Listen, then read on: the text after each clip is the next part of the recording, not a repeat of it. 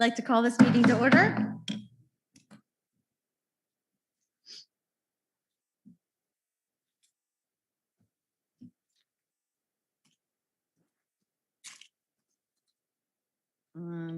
Looking for my.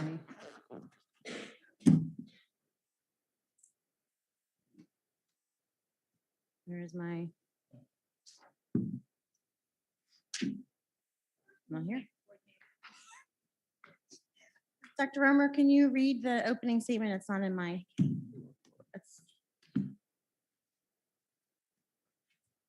I can kind of do it from. It is not on mine either. Hold on. I can go back to the minutes from the last one. Have to pull them out.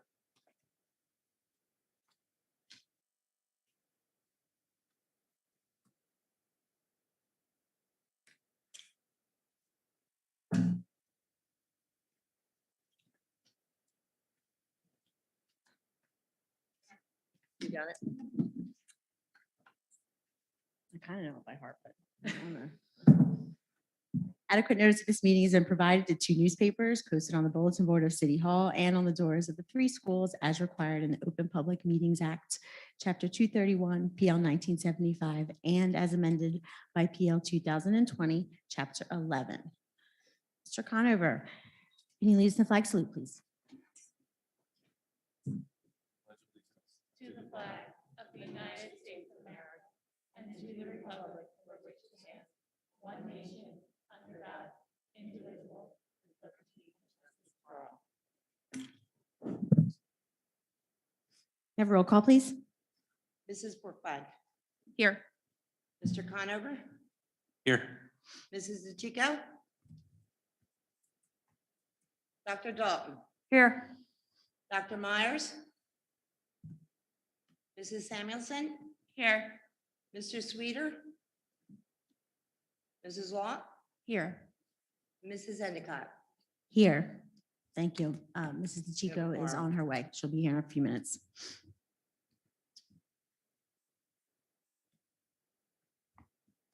Thank you. Okay, be it resolved by the Board of Education of the City of Summers Point in the County of Atlantic, New Jersey. Upon passage of this resolution, go into executive session to discuss the following matters. Personnel. May I have a motion to go into executive session, please? Motion, Lot. Second, Samuelson. Thank you. All in favor? Aye. Okay, we are in executive.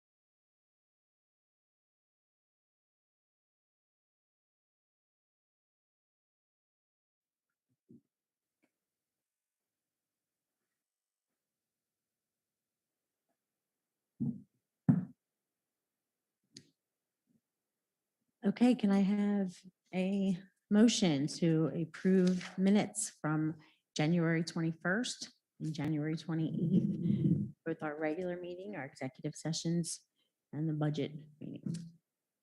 Motion Dalton. Thank you. Second, Samuelson. Thank you. Have a roll call, please. Dr. Myers? She's not here, absent. Mrs. Brookbank? Yes. Dr. Dalton? Yes. Mrs. DeChico? Yes. Mr. Conover? Yes. Mr. Sweeter?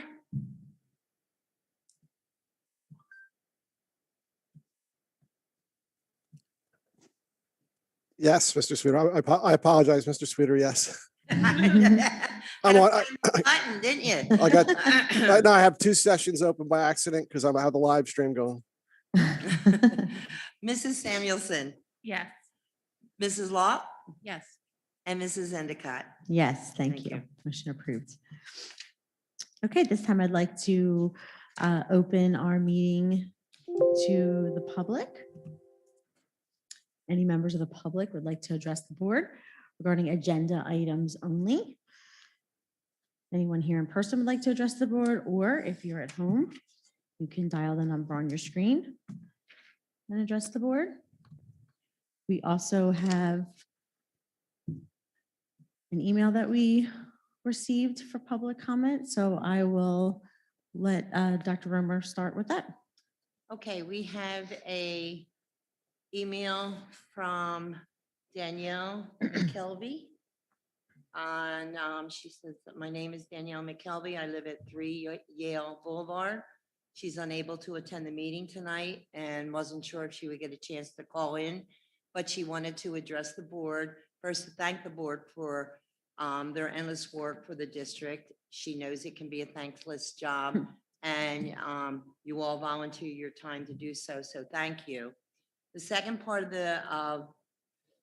the email that came, we've been advised by our attorney, solicitor, Mr. Greco, to just do a summary of it.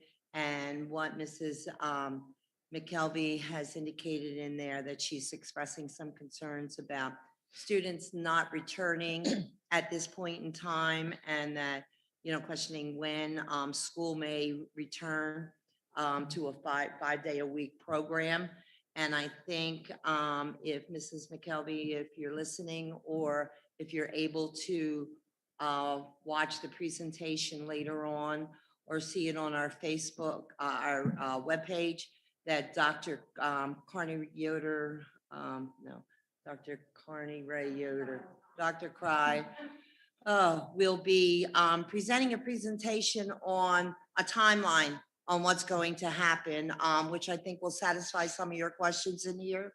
But she did want to say that she expressed some concerns about students not returning to school for 5 days. And it's important, her daughter's in kindergarten, for students at that skill level to be back in school.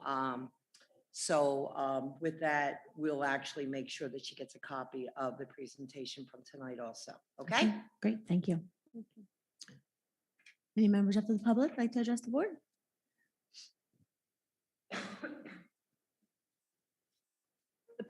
For the public online, the phone number is 609-927-1032. 609-927-1032. Thank you.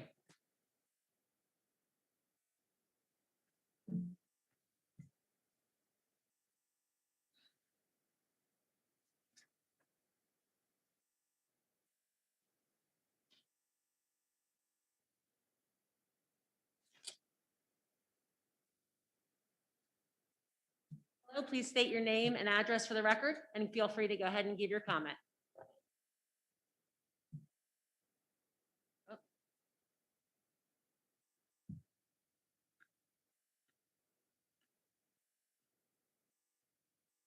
Go ahead, Mrs. Osler.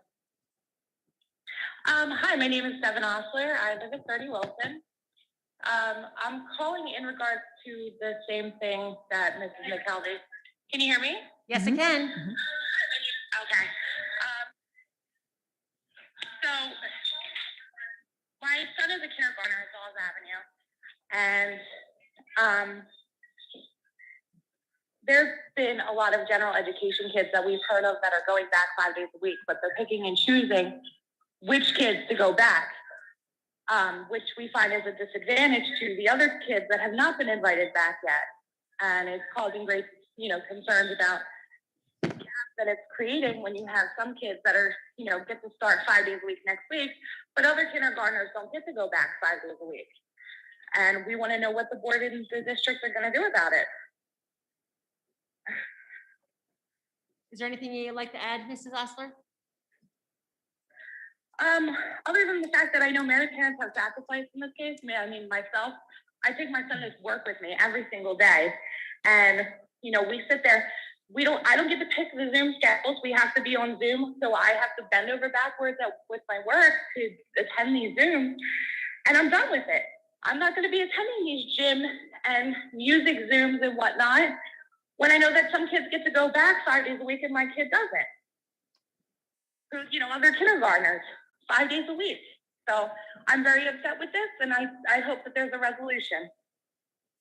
Mrs. Osler, thank you for your feedback. I will be making a presentation shortly, and I'm hoping that it will resolve some of your questions and concerns. Okay, thank you. Thank you. Thank you very much.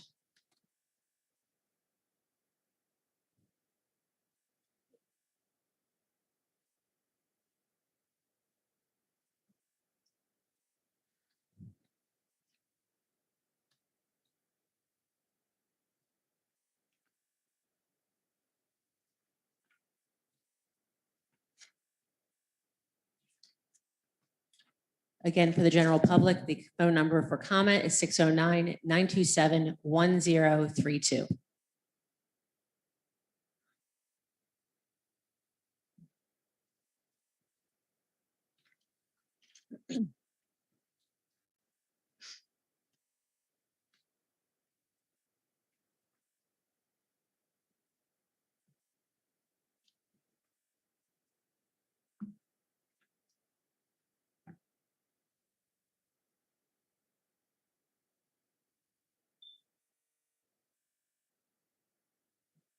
Give it one more minute.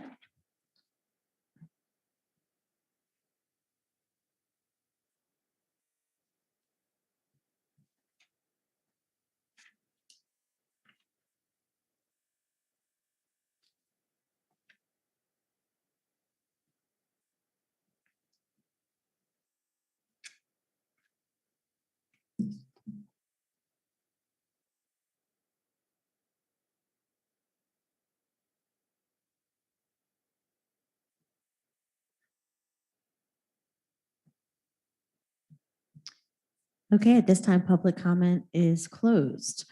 Dr. Carney Yoder, the question that was asked in public comment, will that be addressed when you do your presentation, or did you want to answer now? It will. Okay, It will, great. absolutely. Okay, so then we will move on to our presentation, which would be our Jordan Road School Spotlight. Okay, and at this time, I would like to introduce Mrs. Trusty and Mrs. Buffa. Mrs. Buffa, are you helping tonight? Or are you just moral support? Fantastic. All right. So Mrs. Trusty is one of our teachers here in self-contained at Jordan Road, and she is presenting tonight. I'm really excited to see your presentation. Take it away. Hi, so I'm Kristen Trusty. I am a new teacher to Summers Point this year, but I have been a teacher for 8 years before this. Coming into a new school in the midst of a pandemic was not easy, but I am so grateful for Carly and Matt. They exuded so much genuine positivity coming to this school. They had unique things for the teacher, and it was just, I'm very thankful to have such genuine positivity around. So in class, we work on individualized academics with each student, life skills such as washing and drying, kitchen skills, measuring, and then I will have a video in just a minute. All the students in the video have been given permission by their parents. We go with the growth of each student, and I have been amazingly surprised at their willingness to learn and work hard. For anyone who has a special ed kid or has been around special ed, routine is key, and it's been very hard for them. So we've been 4 days in person, 1 day virtual, and but they have persevered through all of it. We had to get pretty creative with adapting and changing to help our students do their work. Virtual and space are two things that they need, and so we've gotten a little bit creative. We've gotten to do their best. So it's been draining, but worthwhile. So some of the things we had on virtual days, we may have had a Barbie teach the class, or teacher dance-offs for any of the students that were doing something.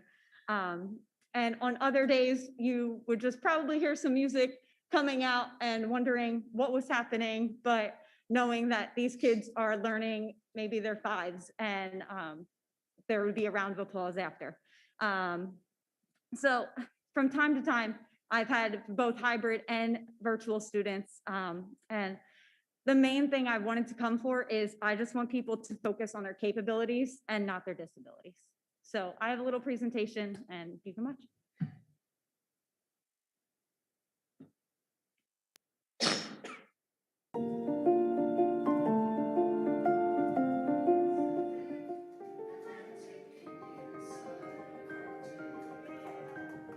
I love reading because I can break apart the words.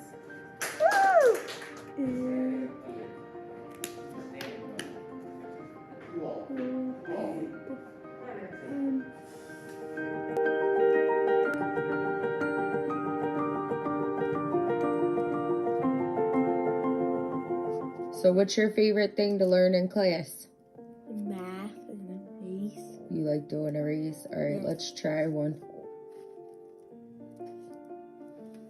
So what is that problem? 2 times 6 equals 12. Good.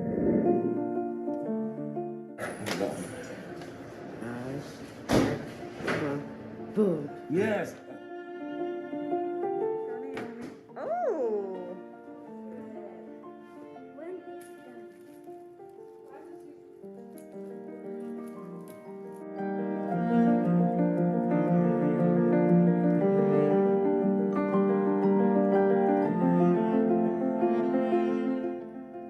What I like about school is math. Oh, why? Because I like doing math.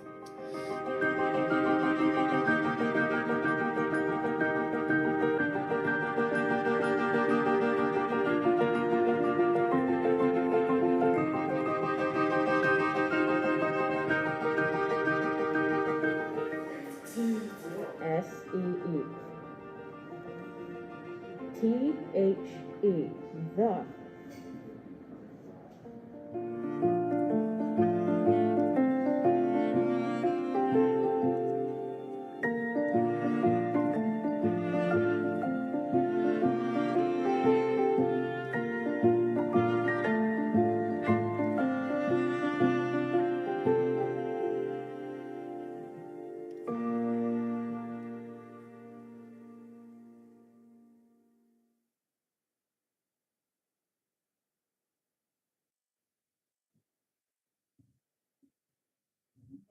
Thank you. Thank you so much, very Mrs. Trustee. We really Thank you.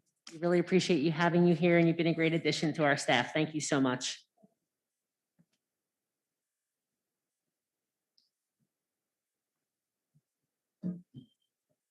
Okay, we're moving on to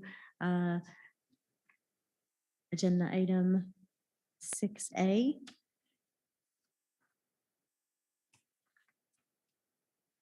And I have a motion to approve item 6A through C, please. Motion, DeChico? Second, Samuelson. Thank you. Any questions? We have roll call, please. Mrs. DeChico, Yes. Dr. Myers, she's still absent. Oh, Dr. I'm sorry, I meant to apologize. Dr. Myers sent and expressed her regret for not being able to come tonight. She is not feeling well at all. Okay. Dr. Dalton, Yes.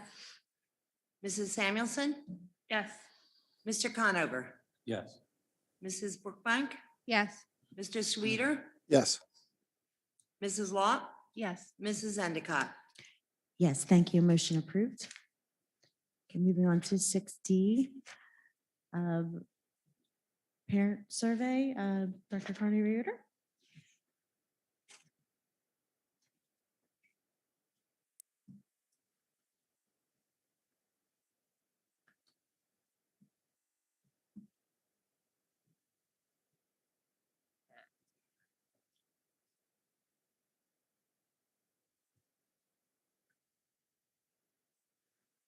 Okay, so good evening, everyone. I wanted to take an opportunity to share with the community not only our family survey results, but also our bouncing forward to increased in-person time.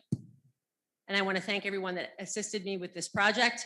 I want to first remind the community that part of our road back plan, which is 47 pages, which is listed on the district website under coronavirus updates. You can see as far as what we look at, one of the many multiple measures that we look at when we're trying to determine whether or not we can safely expand our day. And that is our activity level report for our region. Currently, we are the southeast region of the state. And we are currently, which I'm very excited to report, have moved to moderate, back to moderate, which we haven't been moderate since October 2020. And as you can see there, I don't have a total because we're not at the end of the month yet, but we were moving anywhere between 35 to 45%. I will update that on the website as well, but we are back to moderate. So I'm very excited to share that we will be able to move back to more in-person instruction. And I'll share more about that as we move forward. One thing that I do want to remind the community, and I think it's very, very important, is to go to the source who knows the answer instead of making assumptions upon what you see on social media or hear through the grapevine. We are here to help you get your questions answered. I don't want people to think that we're not here. We can give you the facts. I don't want anybody to have assumptions. So please feel free to reach out to the district administration, myself. Any of us will be happy to help you and answer the questions. If you hear something that you're like, I'm not sure if that's the right thing that should be going on, touch base with us. We'll be happy to help. And what's important to remember is that we do talk about communication. And as I share the parent report, you will see concern about communication from the district and vice versa. And we do share our information in a lot of places. We share it in the OnCourse parent portal. We share it on the district website on the main page, and we also update the coronavirus page. Social media on our social media page for the district, in addition to the building pages. Blackboard Connect, I send phone calls out, text messages, and emails in Spanish and English. In addition to, we use Talking Points, which is an information system for bilingual families. It actually takes English and translates it into the language that they register for, and they're able to communicate back with us in the same language. So I actually have my own classroom on Talking Points that I use to make sure that our families are getting all the information that they need. If you have any questions about instruction or building operations, please feel free to reach out to the principals, which is Mrs. Supp at Jordan Road, Dr. Koss at the Dawes Avenue School, or myself at New York Avenue. Or if you have any district questions, feel free to reach out to me in my office, and my direct line is 609-927-2053, extension 3211, or my email, which is drcry@sptsd.org. What I want to share about the results of the parent survey is we had 127 surveys completed. And I'm going to share this to you twofold. One is I'm going to share you information that is based upon our hybrid families and our hybrid students that their parents responded to the survey. We had 69.3% of the surveys completed that were our hybrid families. And their students are in person. This bar graph is a little comprehensive, but I'm going to break it down for you by question. But if you can see there, strongly agree with the questions is in blue on the left of each question, and there are 10 for the first two. And purple is strongly disagree. So you can see the trends that are there, and most of the trends kind of work towards strongly agree or agree. There are some neutral or disagree, but as you can see, we're pretty heavy on some questions towards the left. And what I want to share with you is by question. So for our hybrid families who have in-person instruction, I took a percentage of the agree and strongly agree so you can see where our pluses and minuses are. My child, and I can find information about assignments on OnCourse Classroom LMS, was 71.7% that agree or strongly agree. The reason I highlighted this in blue is because it's 43.3%. If I have a question about my child's class at school level, I know where to go and get answers. So that is something that we definitely need to work on and improving, and I'm hoping by more in-person instruction that we will be able to do so. My child is happy to attend school in person is 63% of our hybrid responses that are happy to be in school in person. The amount of communication from my child's school is sufficient. It's 51.2%. That is highlighted in blue because that's something I would like to take a look at a little bit further. Is it too much information? Is it not enough of the right information? I think those things are important for us to examine. And I'm hoping that as we get to more in-person instruction, that will improve as well. If I have a question at the school level, I know where to go and get an answer. Is 71.7% agree or strongly agree? If an evening helpline was available, my family would use it for assistance is 66.1%. This is something that we're currently examining to see if we can possibly have a helpline to help our families with remediation and assistance on homework, etc. My child is being assigned the appropriate amount of work is 63.8%. Not as high as I would like it to see, but we're definitely going to get back to that as we increase our day. There is sufficient information about expectations for assignment is 62.2% that strongly agree or agree. And we will definitely work to make sure that those expectations are more clear as we move through the remainder of the school year. My child is adjusting well to the learning schedule is 63%. This is something that we're definitely concerned with while it's not highlighted in blue, because we want to make sure that all of our students are adjusting to their learning schedule. And we're hoping with our changes coming up that will improve. And on all virtual Wednesday, children received an appropriate amount of live instruction and or interact with the teacher is 47.2%. That is not highlighted blue, but that is something that is concerning to me. So I want to make sure that for any amount of virtual instruction that we are looking to improve our strategies, and we have been applying more professional development every Wednesday. So my hope is that will also improve. This next set of questions is for our fully virtual families. And these are families that are not in person at all. And that is 30.7% of the 127 surveys that were completed. As you can see here, the trends are a little bit more middle heavy, but I want to go over individual questions one by one. My child is happy with their virtual schedule of classes, something that's 38.6%. While it's a small amount of people that have responded, this is something that is concerning to me. And I think that this is something that we are definitely going to see. Obviously, as we move to more in-person instruction, it's going to be better for our students, but we are trying to improve virtual schedules, etc. My child is adjusting well to the new learning schedule is 37%.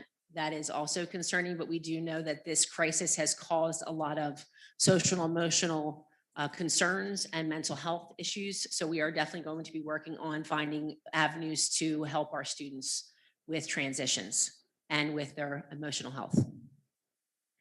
My child is being assigned an appropriate amount of work was 51.2%. There is a little bit of time discrepancy between our in-person students and our virtual students, but we are going to work to continue to make that better for our virtual students.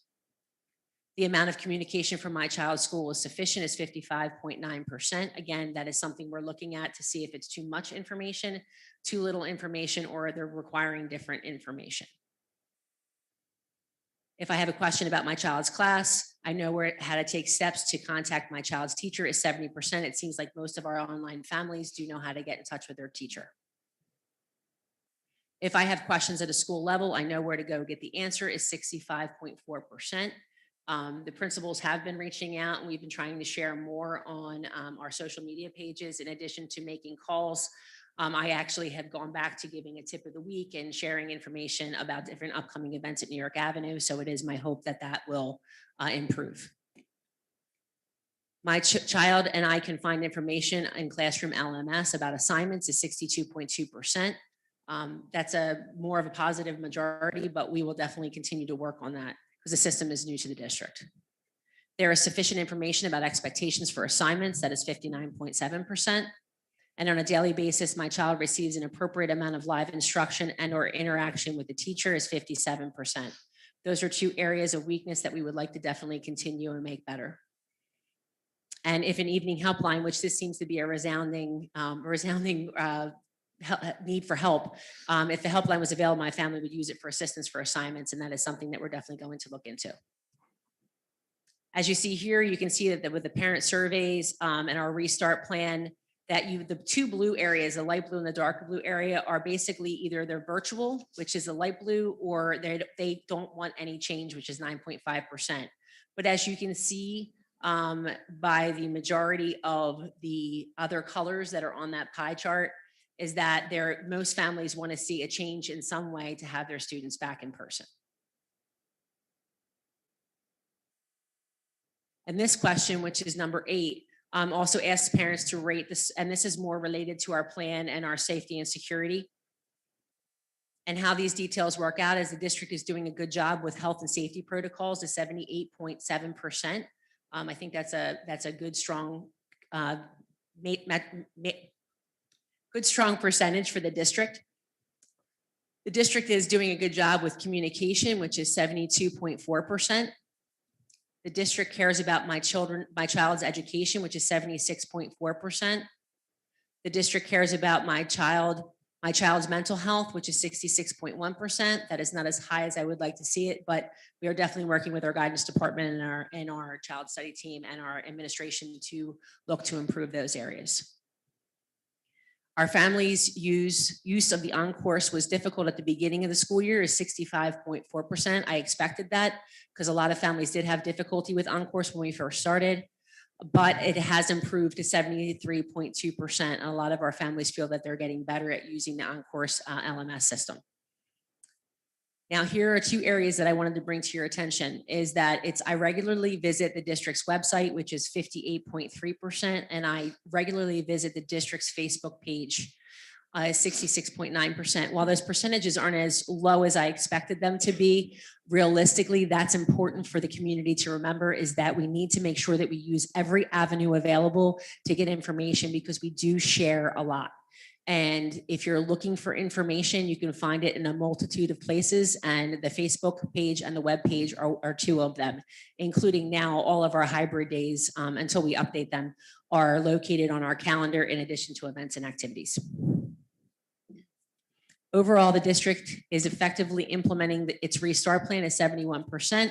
I would love 100%, but we're definitely working towards improving in that area as well. This is important, and I want all families that are out there listening right now, if you are looking to have your child considered for 5 days of in-person instruction, it is important that you reach out to your building principal and get into our hybrid instruction that we are currently in now. Please notify your principals no later than March 19th in order for us to put your child back into hybrid because those families are the ones that are going to be considered because of capacity issues. They are the families that are going to be considered for our 5 days a week when we start combining cohorts, which we are actually doing now as we speak. And if you're looking for, if we don't hear from families by March 19th, it will be assumed that they will remain in virtual for the remainder of the school year. And this is a first come, first served basis, and I'll go over more details with that moving forward. As you can see there's contact information, and this presentation will be posted on the website after we're done. For Jordan Road, please contact Mrs. Supp there is her email. As far as Dawes Avenue, there is Dr. Costa's email. Please reach out to her if you would like your child to be considered for in-person. And for New York Avenue, please feel free to reach out to me and I will make sure your child is in. But right now, New York Avenue actually just started this week, 5 days a week, and it's been going really, really well. So as far as our timelines for transition back, we have adjusted them slightly. And As far as our timelines, February 22nd, which was this past Monday, pre-K and some of our special education students in hybrid are being rescheduled for 5 days a week. We have started at New York Avenue, and our students that were in both cohorts are now attending 5 days a week for the half-day schedule. Continuing on March 1st, all staff will be in 5 days a week. Hybrid students alternate Wednesdays for cohort A and cohort B. Students will be receiving an extra 2 days a month of in-person instruction. Starting March 22nd, but possibly sooner. And this is why I want all families to hear me when I say, if you are looking to get your child back to in-person instruction, please contact your principal as soon as possible. It's important because if we have the ability, which right now we're looking to bring all kindergartners that are in person based upon capacity back, maybe by next week, as we're still working on those details. We need to know who wants to be back in order to make sure that we don't miss anyone. And it is a first come, first serve basis. So starting March 22nd, pre-K to third grade will extend third day, alternating Wednesdays, but Dr. Costa is meeting with all of Dawes Avenue on this coming Wednesday to see if there is a possibility of moving to 4 or 5 days a week for all students that want to be in person before March 22nd, but no later than March 22nd. So this is an ever-moving target, so this is something that we are constantly working on, but we really need to have all of our information on who plans to remain virtual and who wants to be in person. So please, again, reach out to your principals. 4th through 8th grade will continue on their schedule as per March 1st. Days will be extended by at least an hour and 15 minutes per day, inclusive of lunch in the classrooms. Starting April 26th, but possibly sooner, depending on the data that we receive from parents requesting to have their children back. All hybrid students will be back 5 days a week for an extended day, which is an hour and 15 minutes longer here at Jordan and an hour and a half longer at Dawes and an hour and 15 minimum longer at New York Avenue. And this is based upon availability and capacity requirements. We do have to still maintain capacity. I am hoping the governor makes some changes to all of those. As far as our notes, all virtual students will receive a phone call or be reached out to with their classroom teachers, but parents can also still contact the principals for having their students admitted back to in-person. This will be a first come, first served basis based upon capacity. All virtual students who elect to remain virtual will do so until the end of the school year. As I said, first come, first served basis, and special education students will be prioritized based upon their program needs because we are required to meet needs of our IEP students. And as we move forward, considerations are multiple measures. We look at our regional statistics in addition to vaccinations and governor's executive orders and directives, district health data, COVID dashboard, and federal legislation. All of those change minute by minute, it seems, but sometimes day by day. And those go into whether or not we can continue to move forward or if we have to put the brakes on a little bit. But I'm really hopeful that we're moving in a great direction. Coordinating pandemic response team, which is our administration, our nurses, and our SPEA leadership, our school physician, and the Atlantic County Health Department, and our reopening plan amendments, which it was just amended today and will be posted after this board meeting. Safety measures that are put in place. We know we have PPE available for all of our buildings. 6 feet social distancing is something that we intend to maintain until we're told differently by the CDC and the Department of Health. Masks for all students and faculty.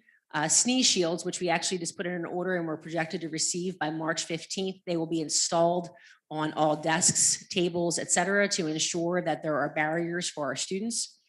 In addition to our daily screening protocols on Encore student information system, hand washing breaks, hand sanitizer, quarantine, and close contacts and contact tracing, which we do a lot in district at a quicker rate than we do in consultation with the Department of Health.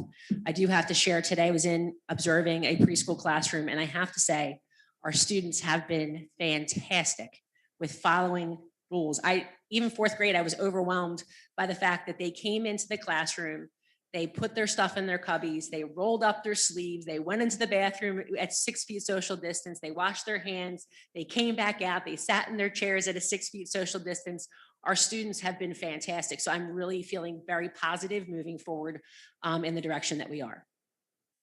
And I want to take an opportunity to thank you for your time and support. Thank you to the Board of Education, the administrative team for all your hours and time that you've put in, the pandemic response team, the SPEA, staff, faculty, and leadership, parents, community members, and of course, our resilient students for all of your support, feedback, and time. And at this time, I'm not going to take any questions because we will do that in public comment towards the end of the meeting. Are there any questions from the board? The sneeze guards that we're ordering, we're able to use them now for the students to eat lunch. That wasn't something we were able to do in the beginning, but the orders have changed that we're able to use them now. There's different requirements on using those. They were sneeze telling guard now.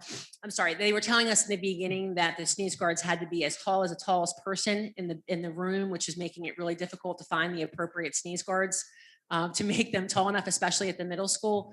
But we have followed suit with a lot of our neighbors, Linwood, Egg Harbor Township, Ocean City, in ordering those sneeze shields to create a nice barrier. They actually will adhere to the desks.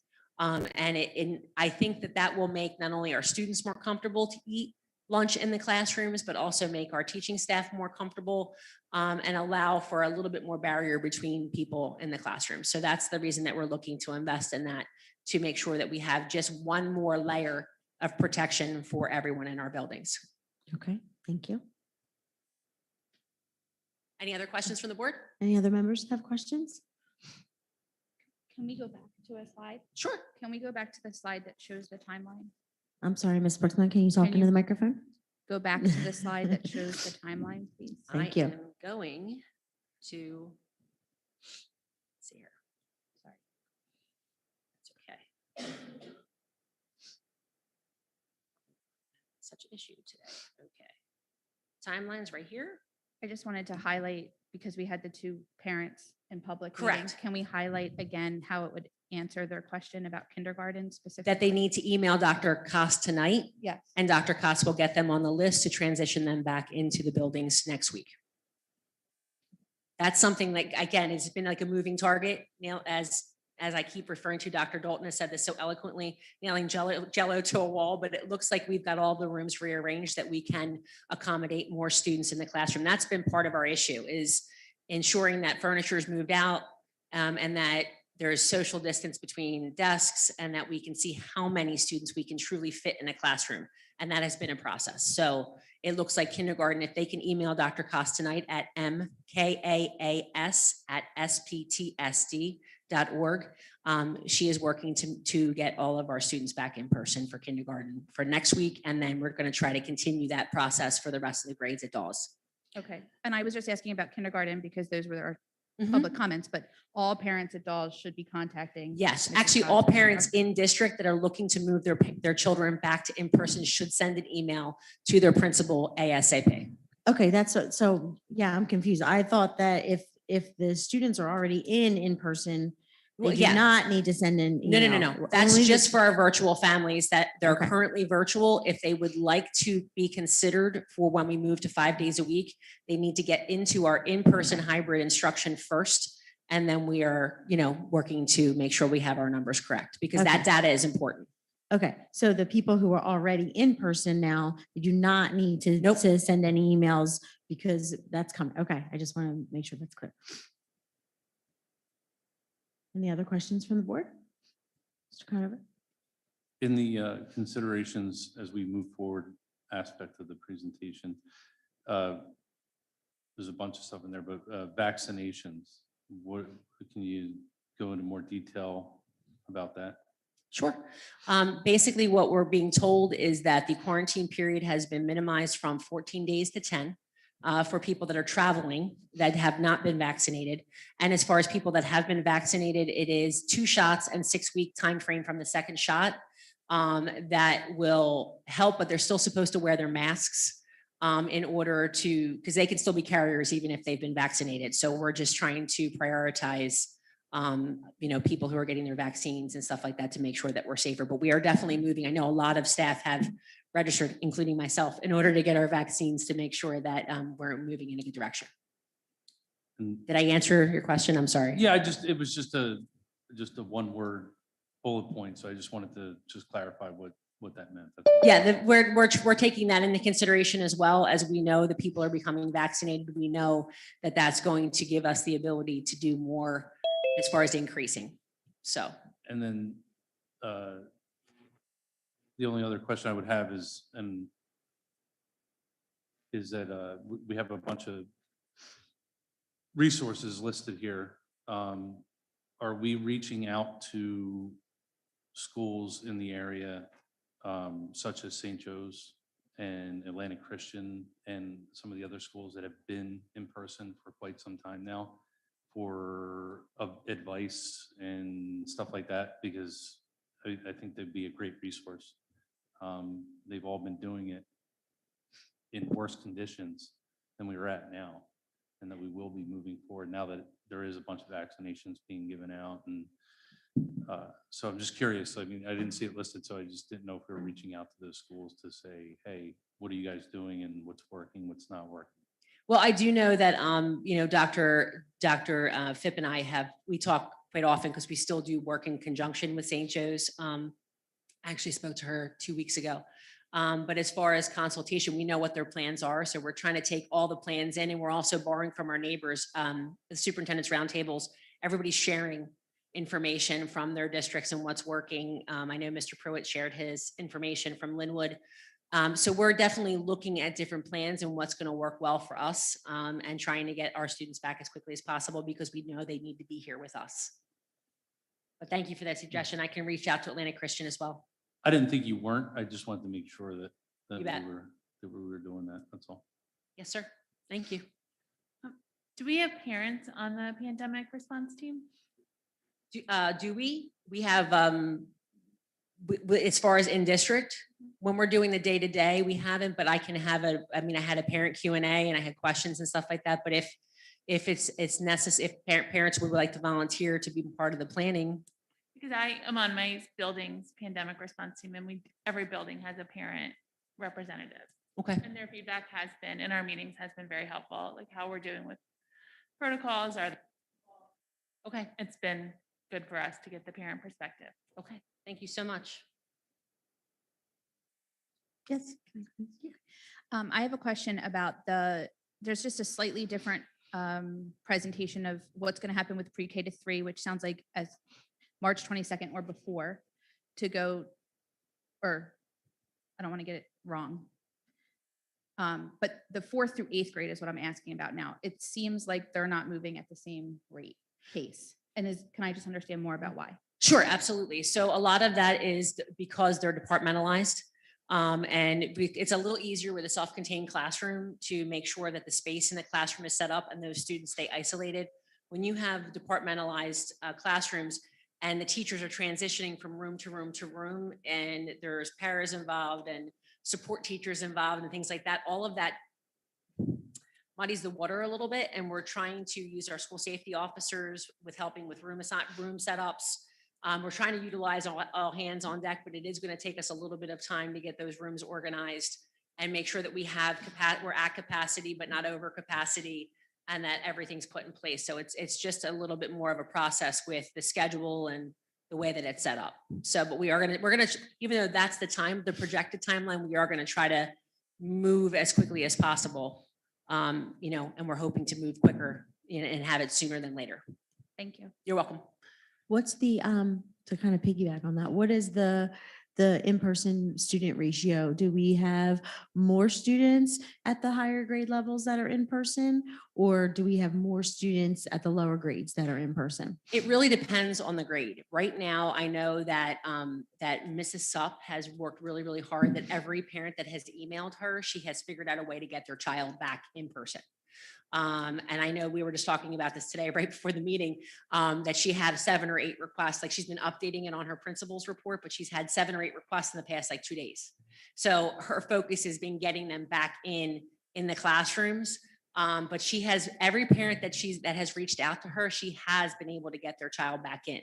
So that's why it's so important for parents that are really anxious about getting their children back into school with us, that they need to let her know so that she can work to make sure she can accommodate them. Because we're going to hit a point, just like every other school district, that there's going to be maximum capacity. We can't fit any more people in the building safely until there's a change in the capacity level. So that's why I want to be very clear. If you want your kids back, please let us know ASAP so we can work on that. Can we get an update on the next enrollment report as to by grade level, who is virtual and who's in person? It's not on our, just so we have an idea. Yeah, absolutely. Because the nice thing with the on-course analytics program, we're still working on, because the cohorts they're set up differently at the different buildings.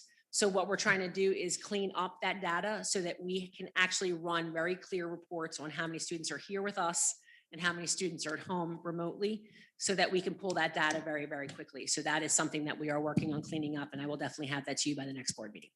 And when preschool's day is extended, will they then need to nap? Because I know that adds another layer of difficulty in the day. That is something which I'm very proud to say is my team now. That is something my team and I are working on according to guidelines from not only the daycare protocols, but also the other protocols we're supposed to follow for preschool. So we are working on that. I think the plan is going to be, because it's not going to be a full 6-hour day, is that we're looking to allow for students that are really tired, that need an opportunity to take a nap. But those students, because it is not a full day, to still have the opportunity to possibly go out and have playtime as well. So we're still working on those details. Just to add to what Ms. Samuelson said, if for the next enrollment report, if you have it broken out according to whether they're in person or virtual, can you also provide us that data for February? Because I'm interested to see, with these changes that are happening for the month of March, how much I would like to see the change. So if you're going to be breaking that out so we can see in March how many kids are in person and how many kids are virtual, if you could do the same for the month of February so we can see that difference. I can do my best, because the data is not perfect right now, but I can actually give you, if you're comfortable with a district-wide number, I can get you that now. Not right at this moment, but I can get you that and get that out to the board in the next couple of days. Because we do have district-wide. The problem is by grade and by, you know what I'm saying, like that, because the cohort data is different depending on the building. Right. No, I think we pretty much have our district-wide numbers, but I'm just interested to see by grade. I'm interested to see what the district-wide number becomes once March starts, because we're increasing our days. So I'm interested to see that, but I'm interested in the grade level numbers and then the comparison of when we move to March, how many, were in person, but now who aren't in person anymore. You know what I mean? And vice versa. Absolutely. So We can do that for sure. okay, thank you. Any other questions from the board? I have one more question. Sure. I just want to, say that I'm very excited to hear that more kids are going to be coming in. I think everyone knows that. So it's very excited to hear that. That's where I want to see them.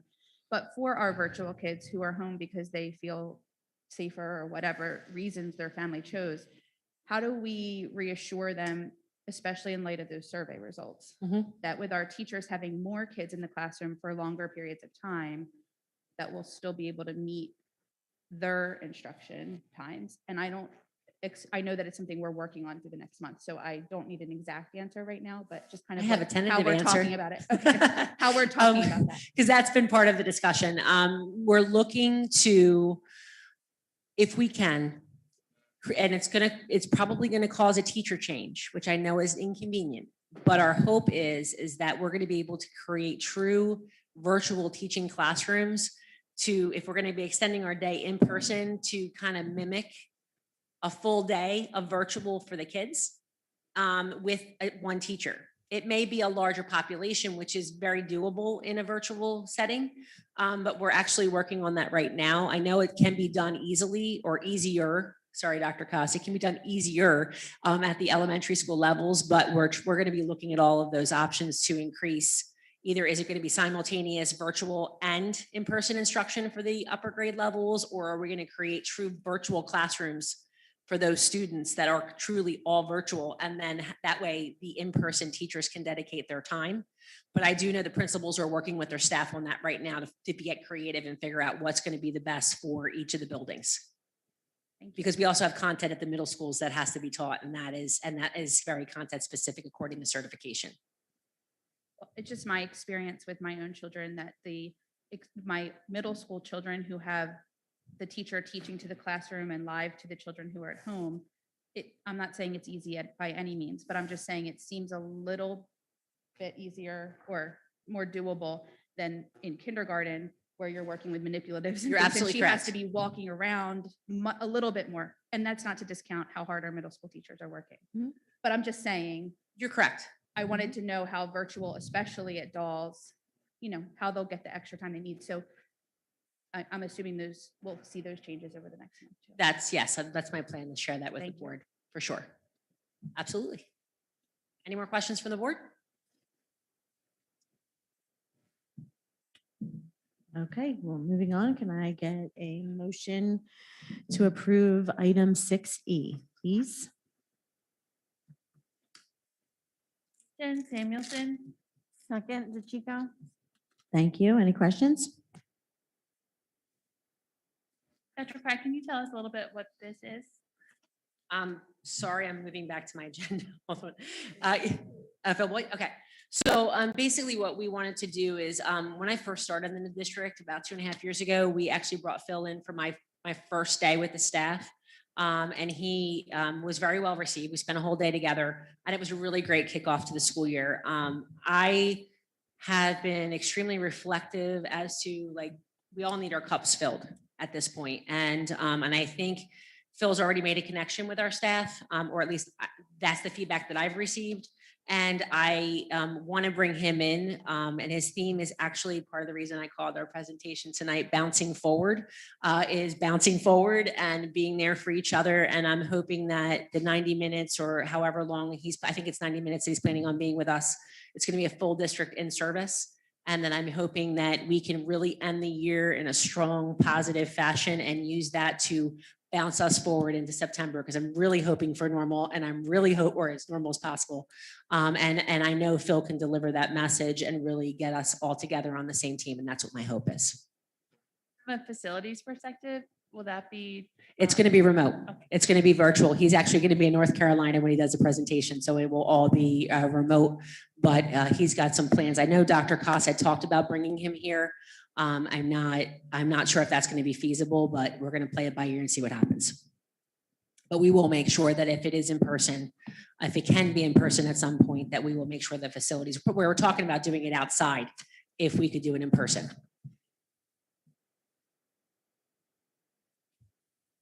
May I have a roll call, please? Abstain. Mrs. DeChico? Yes. Mrs. Samuelson? Yes. Mr. Conover? Yes. Mrs. Brookbank? Yes. Dr. Dalton? Yes. Mrs. Law? Yes. Mrs. Endicott? Yes, thank you. Motion approved. Moving on to communications, the motion for 7A. Motion Samuelson. Second Lot. Thank you. Any questions? I have a roll call, please. Mrs. Brookbank? Yes. Mrs. DeChico? Yes. Mrs. Samuelson? Yes. Mr. Conover? Yes. Dr. Dalton? Yes. Mr. Sweeter? Yes. Mrs. Law? Mrs. Endicott? Yes, thank you. Motion approved. Moving on to committee reports, student and community affairs. Mrs. Law. Okay, the committee met on Monday, February 1st. We talked about spring sports and activities being planned and organized. We continued the discussion with our reopening timeline as we move towards the next phase. And Dr. Cry has just updated all of that information. We talked about lunch services moving forward. We talked about our communication with our parents and how we can utilize our website, Encores, social media, and all calls more efficiently. We looked at the results of the family surveys. We looked at enrollment by grade level. And lastly, briefly discussed ideas for the future rebranding of the school district. Thank you. Thank you. Instruction, Mrs. Samuelson. Yes, we met on February 2nd. Committee to get an update on how Ocean City was able to increase their in-person instruction. And Dr. Koss did that for us, which we are grateful for. They were opening for kindergarten through 5th grade 5 days per week. Students were able to elect to remain remote. They were doing concurrent teaching where the virtual students participate in a live stream while the teacher is also teaching the in-person students. Masks for all students, masks and face shields were available for staff. They had the sneeze guards on each desk or were all facing in the same direction. Lunches were socially distanced and plexiglass around the students. Social distancing is not guaranteed on their busing, and their student to teacher ratio is 11:1. We then moved our discussion to increasing in-person time within the district, and Dr. Cry went over that in her presentation tonight. We discussed about the efficacy of the what you need time and what we could do to improve that at the different grade levels. The district applied for a waiver for CUSAC monitoring, and we were at that point unsure what was going on with standardized testing for the upcoming testing season.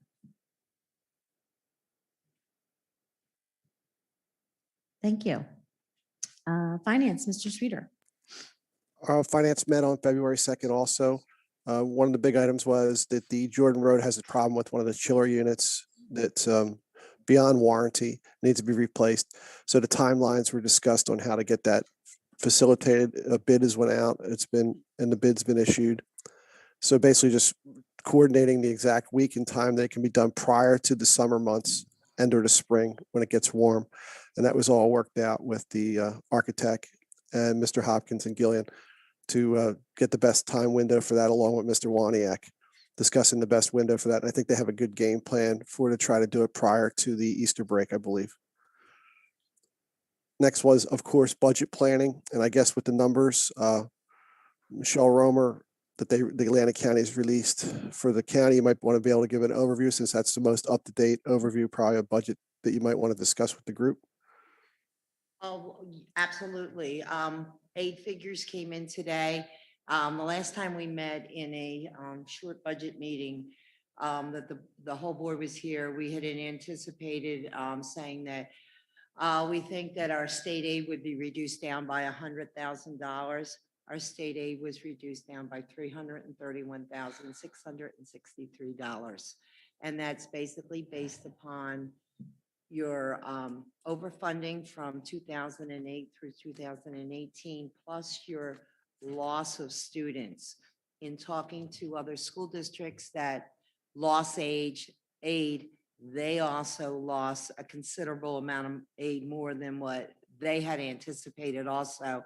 We kind of had a formula worked out up at New Jersey ASBO that was kind of on point for 2 years. Last year, it went off point a little bit, but this year it seems like it's really gone off point. As we continue to work through the budget and work through the quotes that are coming in for our health insurance and transportation, and looking at our tuition contracts for our students out of district and things, Dr. Cry and I still feel as though we're able to bring in a budget without raising the taxes as we had promised at the last meeting. I will tell you that we got another $159,700 more in preschool aid than we got in the previous year. So we're about up to 1.2 million for about 98 students that would be coming, that's estimated to the district. That money is dedicated solely towards the preschool education aid, not the preschool disabled, but only our preschool education aid. So Dr. Koss and I'll be working next Thursday with Julie on developing the budget for that and submitting that. Dr. Cry and I hope to have for the Finance Committee On Tuesday night, a tentative finalized budget with all of our numbers. We went through all employees and staff the other day with Mrs. Gallagher, myself and Dr. Cry, and where after her assessment in the child study team office, where some of the aides should be, where some of the teachers should be, need to move some people around. There were no real big changes as far as students going out of district, but it may need an additional 8 or 2 within the district due to what's going on. That being said, carrying on into this year as of March 15th, we'll be told, there was CARES 2 monies awarded. We had CARES 1 money. Well, CARES money, they gave us another $139,000 in CARES money 1. So we're going to be using it for the sneeze guards and those things that will help us bring our kids back 5 days a week. Those things that'll protect our kids, protect our staff, and protect anybody that may be in the building. So we'll be working on revising that budget and presenting that to the board in March for approval, so we can spend the money.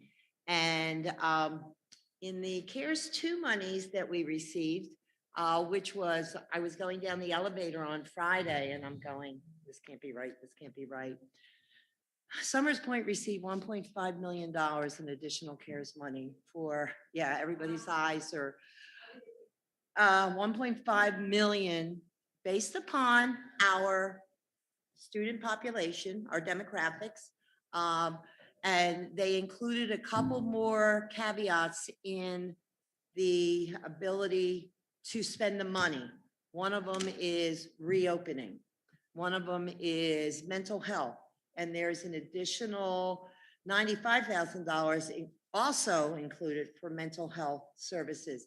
And that was one thing that Dr. Cry talked about when she was talking about a reopening program, was that we know there are kids out there that are anxious, that are really concerned about coming back to school, that have heard so much on the news about COVID. When my 4-year-old granddaughter knows what the virus is and when can I go back to school full time, because she's in a 4-year-old program, that's telling you something about what's happening within our country. So we have this money as well as another, I'm sorry, the 95,000 was for the accelerated student acceleration programs, 45,000 in mental health, but also in the 1.5 million that can be spent through to September of 2023. So there's 2 years that it can be spent. So it can be pushed along in a way where you're not going to, you may add additional staff, like Dr. Cry said, helpline at nighttime for parents and students. Instead of going on Brainy to get an answer to a algebra question, we may have a helpline that that's where money can be spent for students to get them back up to where they need to be. It may be a very powerful summer program we offer. It may be before and after school program. We just found this out late Friday afternoon. It is a discussion that the administration has to have with regards to where, from the surveys, where would this money be well spent for our kids to come back? Now, if they let me build a couple of classrooms or put a couple trailers outside, I'd be happy, because then I could bring back a bunch more. That it does not allow me to do, but it does allow us to reopen, refocus the school district, help the staff, help the principals run their buildings so that we can get back to quote, hopefully normal come September. If we are back, we can still offer before, after school programs, those types of things that are going to engage our students so that they're going to want to come back. They're going to be happy to come back, and we're going to make them feel like we want them back. And we're actually, not only are we have our basic school, summer school that we always have that we're working on. We also have our extended school year program. What the YMCA is running a camp again this year, but they applied for a grant for targeted second and third grade intervention. So they're going to be running that program out of our school district for our second and third graders. We've been helping with the grant. And we're also looking to put a robust program in for not only our remediation, but also enrichment. So this building is going to be buzzing this summer with activities, or at least that's the plan for right now. So we'll see where we are come May. Okay, so Dr. Romer, when you said repurposing, tell me a little bit more about that. What do you mean about repurposing? How you said helping principals repurposing a building with some of that money? Some of the money could be spent on filters. It could be. What about having- taking a large area and repurposing that area to allow for more classroom space? Possibly like in like a cafeteria or a gymnasium setting over in one of the schools. Setting, Or maybe a we- room that's currently not being used, but it's big in Jordan Road that we could repurpose that and get some more classroom space? We could certainly, that would certainly be an option that we would be able to take a look at and say, okay, we've got this room that we have been using for, a program that may not be running 5 days a week, 8 periods a day. Right. Okay. Space, and then maybe it's hiring additional staff to service that temporarily. My only concern is I want to make sure whatever we do is sustainable, because Right. I've lived Absolutely. ARA funding and they blew through it in the first 6 months, and then there was no money left to maintain staff. And I Right. don't want to see the district do that. Mhm.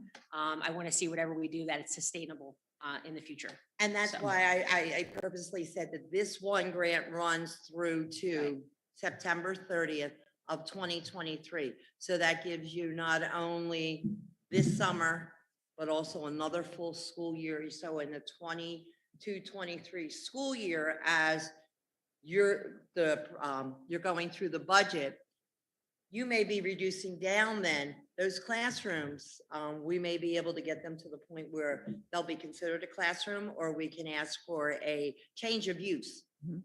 to a regular classroom versus a small group instruction room or something like that, which we go through the county office and you all would have to approve it on the agenda.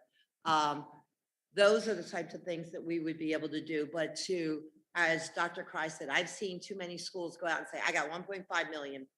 When the new S2 came out, where the districts that weren't getting their right funding got a whole bunch of money in the beginning.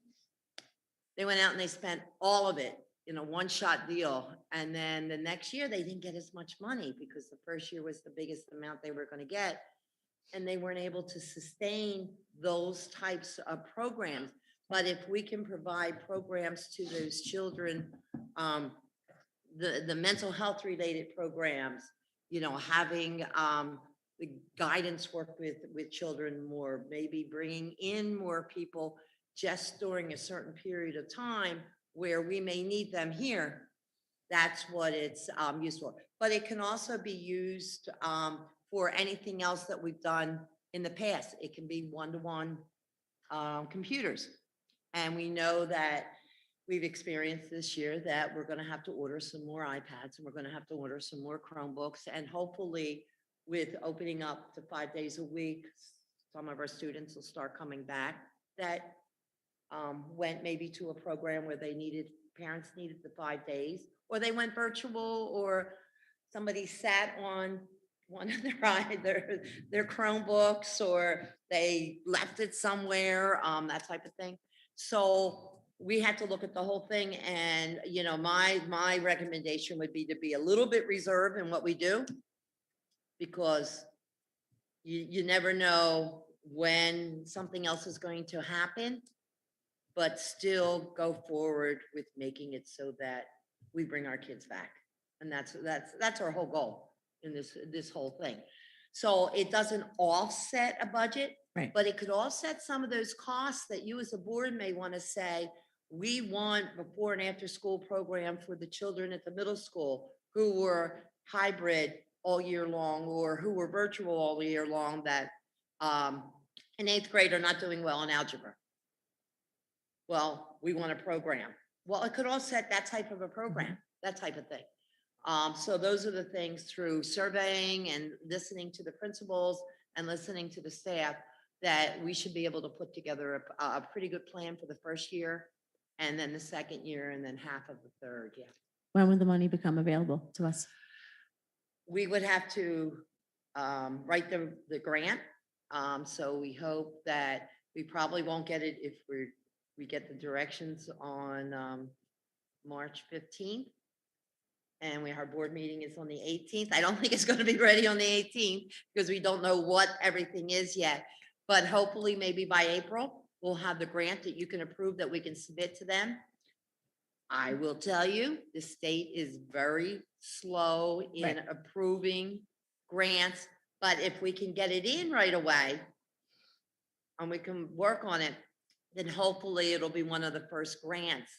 They've employed actually the county school business administrators to review grants because the people up at OEM up at the state were not able to review all the grants. We're still waiting. Bill and I are still waiting on our Alyssa's Law.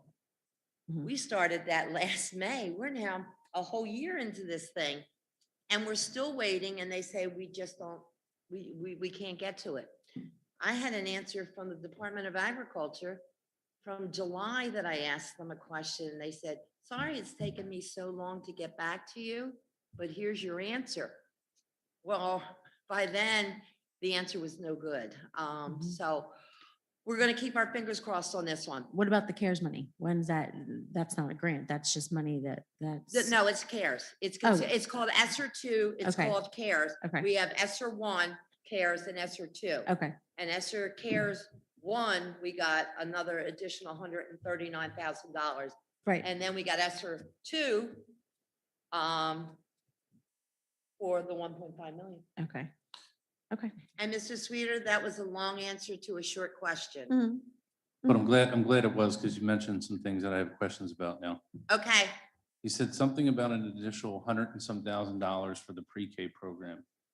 I don't know the exact figure. It was like $150,000 extra, somewhere. $159,000 extra. 59,000. And you said you followed that by saying, and that's great because we have an expected 98 additional children.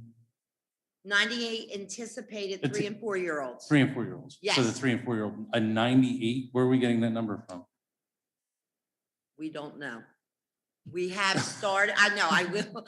That is something that the state actually last year had us at 200 for 3 and 4 year olds. Where that came from, I have no clue. Well, they need to take a drive around Summers Point because there are not 200 3 and 4 year olds running around town, and there's not even 98 of them running around. But what town. they have, what Dr. Koss has started is we've started kindergarten roundup and 3 and 4 year old roundup. She's going to get advertisements into the local paper like we have done in the past. Pat Nicodemus, who is the secretary over at New York Avenue, is. So this additional money, anticipating 98 additional or 98 anticipated 3 and 4 year olds, that $159,000 is supposed to cover that additional or those anticipated kids? No, I don't- no, I'm no, just no, trying no, to- no. We have. So one doesn't have to do with the other, is what you're saying? I just. From this year, Yeah. year we have 1.16 million. Okay, For next year, we're getting 1.2 some million for our 3 and 4 year old program. So we'll be able to. just, afford- okay, so an additional, okay. And now So I an understand. increase, the 159,000 increase. Right. So it's increasing. It's an the increase, amount's 159,000. Right. The amount. So let me ask you this, it's based on enrollment numbers this year of 200, next year of 99. Could what's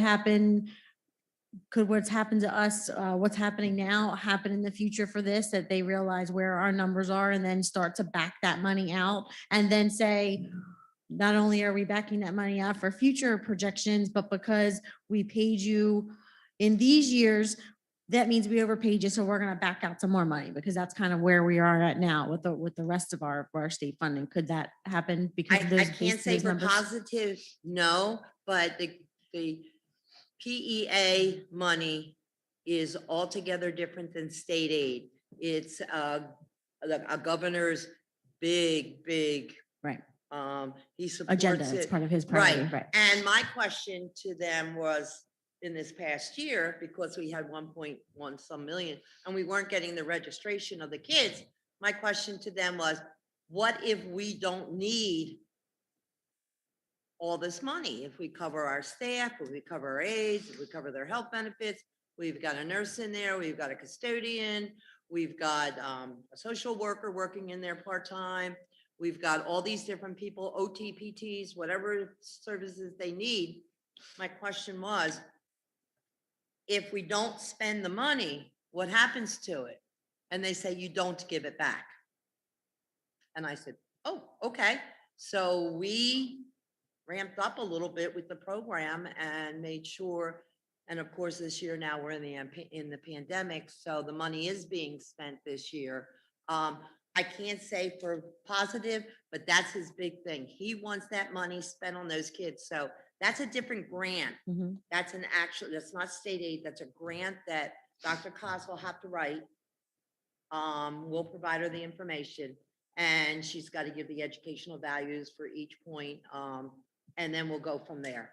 I just wanted to reflect that I'm just really concerned about this, only because I spent the first 4 or 5 years on the board, nothing to do with you guys, but the first 4 or 5 years on the board, like pulling my hair out at the amount of just absolute fraud that was taking place with our pre-K program, where parents did not reside in town. Well, No, just Okay. did not reside in town, or they did temporarily because we had one of the only free pre-K programs in the county. right. And again, nothing directed at yourself and Dr. Cry, but the people that were in your position then, had their heads in the sand and refused to listen to people that actually lived in this town that it was being taken advantage of. And the only people that suffered were our kids in district because it was such a priority. And I feel like this is just like Groundhog Day again because there's nothing that's going to in place that I'm aware of that's going to stop the same fraud from taking place with our 3 and 4-year-old program. The only thing that may is that part of the grant, we write off one of our security aides to fully to part of his salary to PEA so that they do house checks. They do checks now on students. If we hear something, if somebody were to come to me, That's the problem. I mean, they don't mean won't to- come to us. I don't mean to cut you off, but I mean, this is like, again, Groundhog Day. This is the same answer that I got 5 years ago, 4 years ago, 3 years ago, where, well, we're gonna do our house checks. We're doing our house checks, especially when we get notified by somebody that there's something not right going on. Well, you know what? One, nobody calls to say, and when they do, there's ways around it. There's ways around it. And then I get the line that, well, you know what, we do kind of know that they don't reside in town, but you know what? We're gonna spend more money trying to litigate it than it's worth. So we're just gonna let them finish out the year and tell them, don't come back. Like Gotcha. it's just, I don't know. There are a lot more districts now that have the preschool expansion, But so it's still hopefully gonna- that will. It's, I don't know. I understand what you're saying, and I think a lot of school districts run into that, not only with a preschool program, but with a regular ed program, where I like the fact that I don't like the school district my kids are in, so you know what? I have a family member that lives in this town. I'm gonna drop them off in the morning time, and then they're gonna catch the bus. And that does happen, believe me. I've seen it numerous times, and you're kind of right when they said that to litigate it, to get them out and to get them to pay you the tuition that they owe you is probably worth I just know Yeah. from my job. from your job that you do. My job, our hands are tied, both hands are tied behind our back right now. So I Yeah. can't ever imagine Phil Murphy saying to our resource officer, you know what? The police can't do X, Y, and Z, but you know what? You go knock that door down and make sure they're living there. That's not gonna happen. It's gonna be, Understood. oh, nobody answered. Okay, I guess we'll try again some other time. Like, I mean, that's what it's gonna be. It's just, very frustrating to me because we've been beating this drum for a while now, and I think a pre-K program's great. I think a 3 and 4 year old program's even better to get these kids started, especially ones that are at risk. But the problem is that we hyper focus on that when, again, the rest of our district is suffering. And Understood. I just see this 3 or 4 years from now being the same situation that we had with the pre-K program. And I don't mean to, I know that's not, you're just, I'm, you're the money person. I know it's not your program that you're. but I'm just saying, but it's, I want it on record that I'm very apprehensive about. but it's certainly a subject that needs to be discussed on a regular basis. And whether I'm sitting in this chair or somebody else is sitting in this chair, or, Dr. Cry is sitting there, passing the torch off to whomever. It has to be it should be a discussion on a regular basis, as far as, and I just wish that more people would come forth, and say, hey, this person, I know when I get a letter back from someone, I send out numerous letters that they stay there, but I send out a lot of things for like free and reduced lunch applications and things like that. When I get something back that says no longer at this address, boom, we hand it over right away. We'll get an answer. Yep, they're no longer living here. One was they moved to Texas, so that one really didn't matter. But they no longer live here. They were renters, and they're no longer living here. So then we send out the letter stating you are no longer a person. That's one step that we take, I don't think we'll ever solve that problem. I really don't, because people will come in and they'll sign affidavits saying that they live in the town, when in fact, they have all this We don't do documentation. license, we don't get copies of driver's licenses or a tax bill or a lease. We require them, but it's not, there is an affidavit process that if somebody's like doubling up with somebody, they don't stay, they're in there, they have the opportunity to sign it. We make sure that our documents are legal. Like I said, if you're falsifying this information, you can take it to court. I know, but we never do. That's the problem. And Going to court, yeah. for residency issues, For residency issues, yeah, they have residency issues, attendance issues, like they have been keeping up and documenting work. so we've gone after, for residency issues, we've gone after tuition. They can prove it, yes. Have we been successful yet? I'm not gonna answer that question, but I will find out. All right. Mr. Streeter, any additional information? Wow, I didn't realize the finance committee's agenda was so exciting. And You see that? I always thought crunching numbers wasn't a fun job. That's why I always defer to Dr. Romer. It is But, exciting. Look at all this stuff that's happening. Speaking of passing the baton to Dr. Romer, she might want to talk about a little bit about her exit plan and her strategy for the next possible interim business administrator /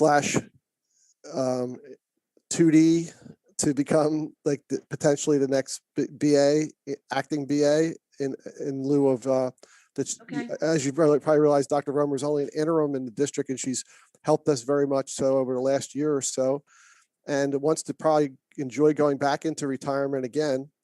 And she's trying to ease herself out of a full-time job back into or a 4/5 job back into a 1/3 or 2/3 job. And so basically I let her explain the strategy that her and Dr. Carney Ray have come up with. And before Dr. Romer starts, I just wanted to take an opportunity to once again thank Dr. Romer. I know you guys don't get to see it, but when I tell you that this lady has given us 200% in the time that she's been here, it's not even 6:30 in the morning in here, 5 o'clock at night, 6 o'clock at night. She is dedicated and she is not your typical interim, and I am eternally grateful. So I just wanted to thank you. Thank you, but I think it's important. Any place I work, it becomes my second home, literally. And she's here a lot. Figuratively. It's been presented to all the committees. We have someone on staff who is going and finishing up her MBA, and is somebody who you've employed over the last year as the payroll and it's / bookkeeper, but she's really the accountant. I am not a CPA. I don't do debits and credits, and they laugh at me, the girls in the office, but that's what Julie does. That's what Julie's forte is. And for the last month or so, Julie Gallagher, who has been working for you since November of last year. She came in before I did. I walked in my first day and I said, now I know we need to have this. And she said, done. And I thought, whoa, this is good. This is good. The exit plan will be that I was to work until June 30th of this year, work 200 days. I have probably reached 180 days right now. Already. And that's not an issue with me. I love working. And yes, Mr. Sweeter, finance can be fun, especially budgeting. I truly enjoy it. Not many other people can, but I do.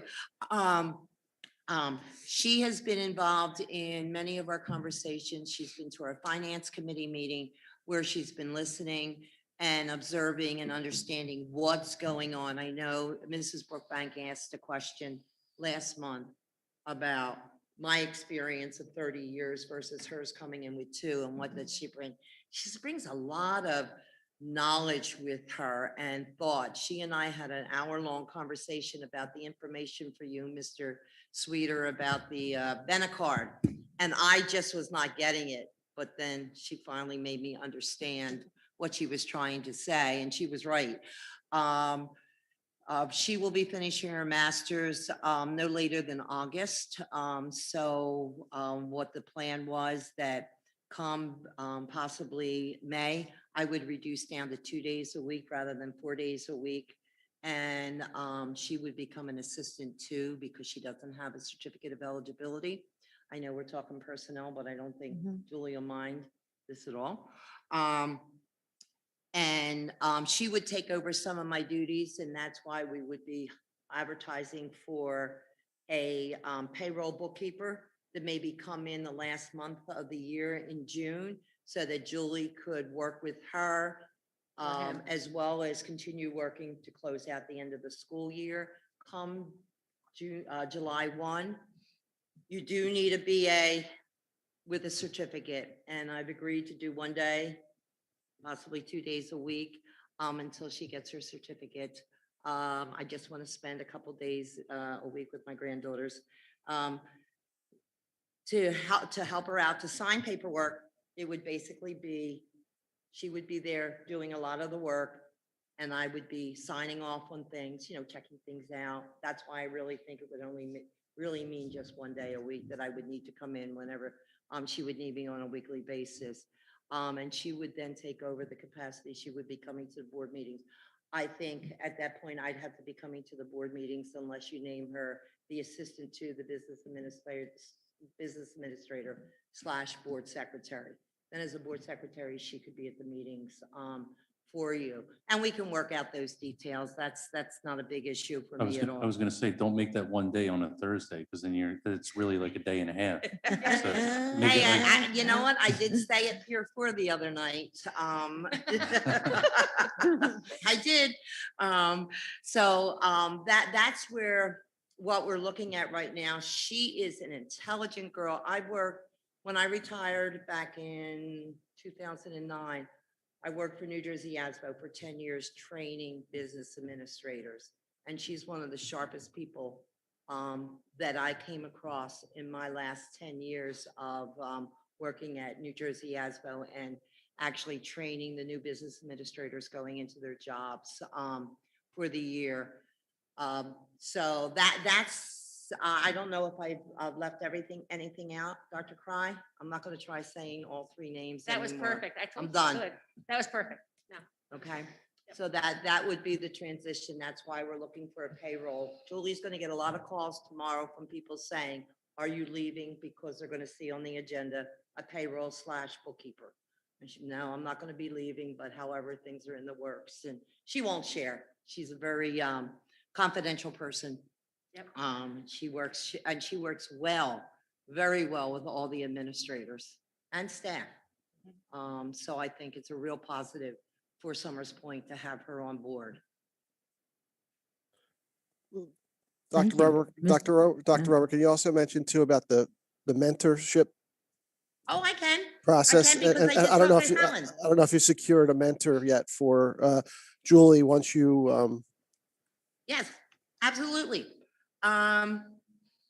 Once she gets her certificate of eligibility, she would go through a 1-year mentorship program. She has to go to classes on Saturdays, which should be part of her contract. That the Board of Education would pay for her to go through these classes that are required by statutes, 18A. And she needs a year mentor. She needs somebody to be a mentor for a year. And I had suggested to people, and I don't know, in some sort of conversation with Mr. Sweeter, only because the individual worked in Egg Harbor Township, I asked them, by the way, do you know Helen Haley? It was during finance. It was during our last finance. Yeah. meeting. Yeah. Oh, okay. And he said, yes. And I said, well, she's one of the people that I would think would be a wonderful mentor. She worked in Vineland. She's now working in Voorhees up in the Camden County area, but she lives close to Hamilton. She's an excellent person. She's mentoring 2 people right now. She's finishing up June 30th with someone. And when I talked to her and said, normally I wouldn't pick a mentor for somebody, but I would recommend a mentor for somebody. She would be a phenomenal mentor to Julie. She is a CPA, so they kind of talk the same language. They have the same lingo. And Helen said she would love to do it, that she thinks that it would be a great opportunity to broaden her horizon too, to work with somebody like Julie, somebody who is newer to the schools, but yet understands, because Julie used to work for Edmunds Software, and she used to write the software for school districts and municipalities. So that's why she knows accounting so much and knows a lot of the requirements. But Helen Haley would be the person, and Helen has agreed that if that's the way they want to go, if the board goes this way, that Helen would certainly be more than happy to be her mentor. thank you. Okay. Thank you. And I guess the- Anything else, Mr. Sweeter? Yeah, I guess just the mention of the RFPs, if you could just summarize RFPs and the process of going out for RFPs, Dr. Romer, one more time, you're on the spotlight, 3 times a charm. Basically tonight to just explain the RFP process and maybe just review, like, we haven't got out for RFPs in a number of years on certain things. Can you just maybe describe that legal process and that we should be adhering to that, and we haven't done so necessarily kept up with it as regularly as we need to, or should at least have conversation about? Right, about 2 years ago, you went out for an RFP for your auditor. And so right now, what we're doing is we're following what the accountability regs 6A, 23A initially had said. They wanted to do out the RFP for every single year for all your professional services. A lot of school districts will now do it every 3 years, 5 years. It's not indicative against any professional service we have right now, but it is to show that we've gone out, we've taken a look at it. It's not a quote, it's not a bid, so it's not the lowest responsive bidder. It is who you want. There's a rubric that would be completed from the documents that are done. It could be brought to the board to interview. If there's 2 people that you want to interview, if the rubric show what we want to show, you don't even have to do that. So we're looking at going out, as we always do for our special needs professional services, but some other professional services that are listed in there, that that hopefully that we'll have that all solved and resolved by the reorganization meeting come May for the Board of Education. And I wanted to address something. Mrs. Samuelson had asked a question about OT. And we're actually looking to hire in-house because our need has become so significant that we're looking to hire someone that's going to be a staff member instead of a related service provider because the amount of OT that's required. Would that be full-time or part-time? Yes, it'll be full-time. And just, do you just mean to put on our agenda for our May contract? Because we don't reorg in May. We did that already in January. It's a different, Right. yeah. We used Okay. to reorg in May and now we, Just when we typically do our approval of all of our all contracts. of in May. our, yes, our professional contracts. Yes, absolutely, absolutely. And the one that we had talked about that I've given secondary consideration to is I'm going to request that the board consider extending NutriServe's contract for one more year because of the pandemic and because of everything that's going on right now. I think we need one more year in order. And I told them this. I said, I'm going to the board and I'm putting myself out there by saying I'm going to recommend one more year with your company. So you need to step it up. You need to understand when I ask you for something, you get it to me. They've gotten me a survey that I've requested from them already.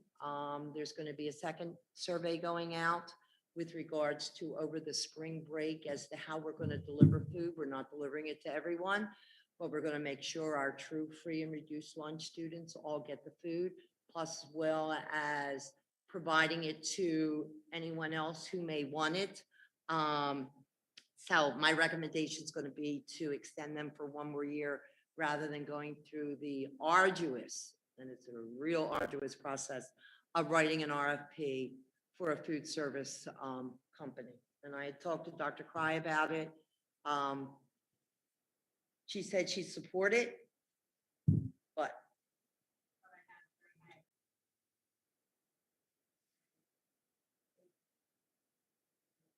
they've been made aware. Okay, well, Mr. Speaker, you can have that as an agenda item for our next finance Finance meeting. meeting. Gotcha. Thank you.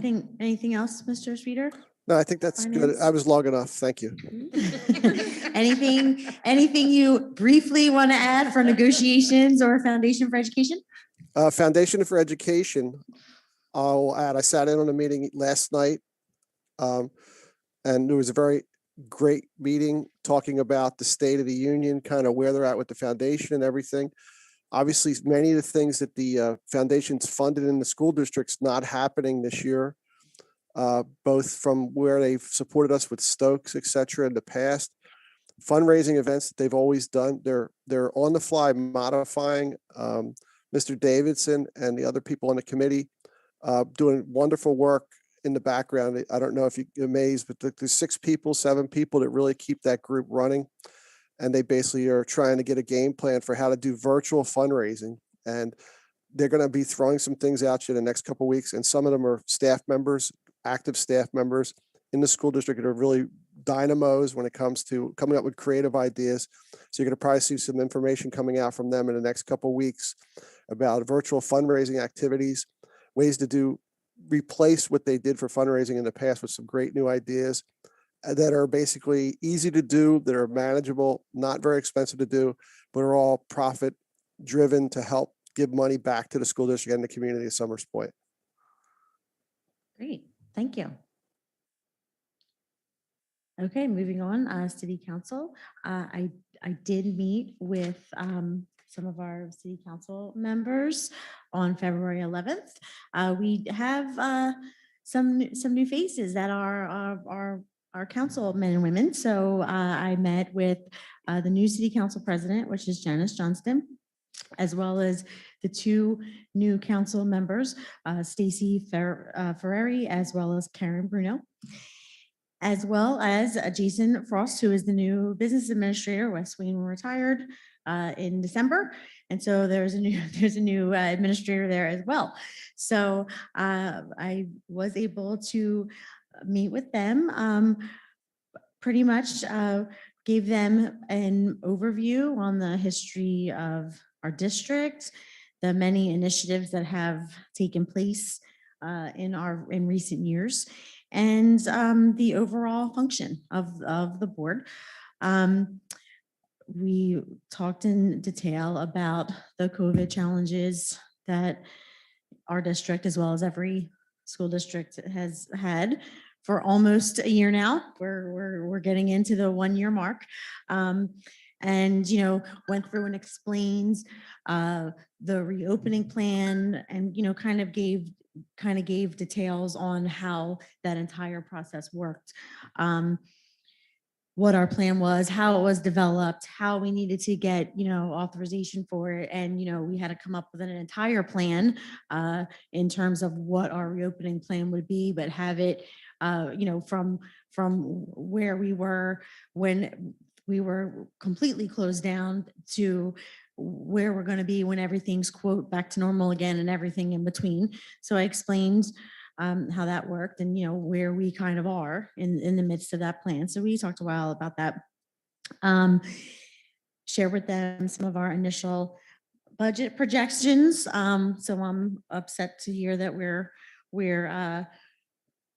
we were hoping in terms of state aid, we're getting, you know, over 200,000 less than what we had anticipated. But we, you know, I did talk with them about that, and what some of our capital improvement plans were due to the surplus we had from our closure last year. We talked about the CER position, if you guys remember, you know, for well over a year, we as a school district was working with the city regarding our CER program. As much as we were in full support and wanted to keep and continue that program, we wanted to find a way to have it, you know, come out of a different operating budget, because with the CER that was going on, so much that was happening that was city was coming out of the school operating budget, and that was causing issues and concerns for us in terms of our audits. So we, you know, talked about that. And, you know, so for a while, we had been working with the city on how to correct that, but still keep intact the integrity of our CER, because it is a very important and vital part of our community. So we had finally kind of come to an agreement, and last year had everything in place, and then COVID hit. And so we had it in place that it was going to be moved from our operating budget to the city's. But when all the budget went through last spring, we were in the middle of a shutdown. So they, you know, obviously did not hire that position because the city was shut down like everything else. So they're finally, now that everything's reopening up again, they had advertised for the position.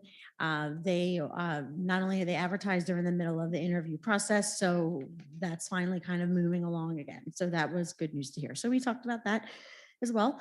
And that is pretty much it in terms of city council report. Any questions? Yes. Do you know who I could contact to find out what the status is of the safe corridor from the south end of town to our schools and for walking, like the sidewalks that are supposed to be going in? Do we have any update on that, the progress of that? Or do you know who I would ask? The sidewalks that are supposed to be put in to make it safer for the kids, yeah, walking from the south end of town over. You would ask as, what do you mean? Ask as a parent, or As ask as a board member? community member and as a board member who's concerned about our students. So I was just wondering if you already knew the answer, or is that something that city council is running that? If Is they that have, something that we communicate with them about regarding our students Mhm. and their safety getting to school? So the safe corridor, you mean the walking plan, or the plan, or the plan that you're talking about in terms of the new plans that are going on with the parkway? Which, No, that's not what I'm talking about. okay, I'm sorry, I'm not being clear. I just know that when we moved to a non-transport district, we talked about the fact that there would be sidewalks put in on that dangerous corridor along Route 9. And I just wanted to know if you had heard anything, and if it's something that the board has a role in encouraging the progress of that. And if not, that's fine. I just want to know if you know anything else about well, if you're talking the Route 9, that's a county road. So actually, State road. it's a state road, right? Yeah, so it's a state road. So the board The city council wouldn't, has even no if it was even if it was a city road, the board wouldn't have that, but the city doesn't have input because they're waiting for the state for the And city. just to make those that determines. That project, isn't being pushed as a safe roads to school project. That project is a part of the bike path on the bridge. on the path on the Garden State Parkway. So But- it's not like, we've met, what, like 2 years ago with somebody, I forget what that young lady's name was, but We started, Yeah. oh, you mean entire, well, we started when we the had, board in like- 2014, Yeah. but we Yeah. met with the community for the community walking program. yeah, Mhm.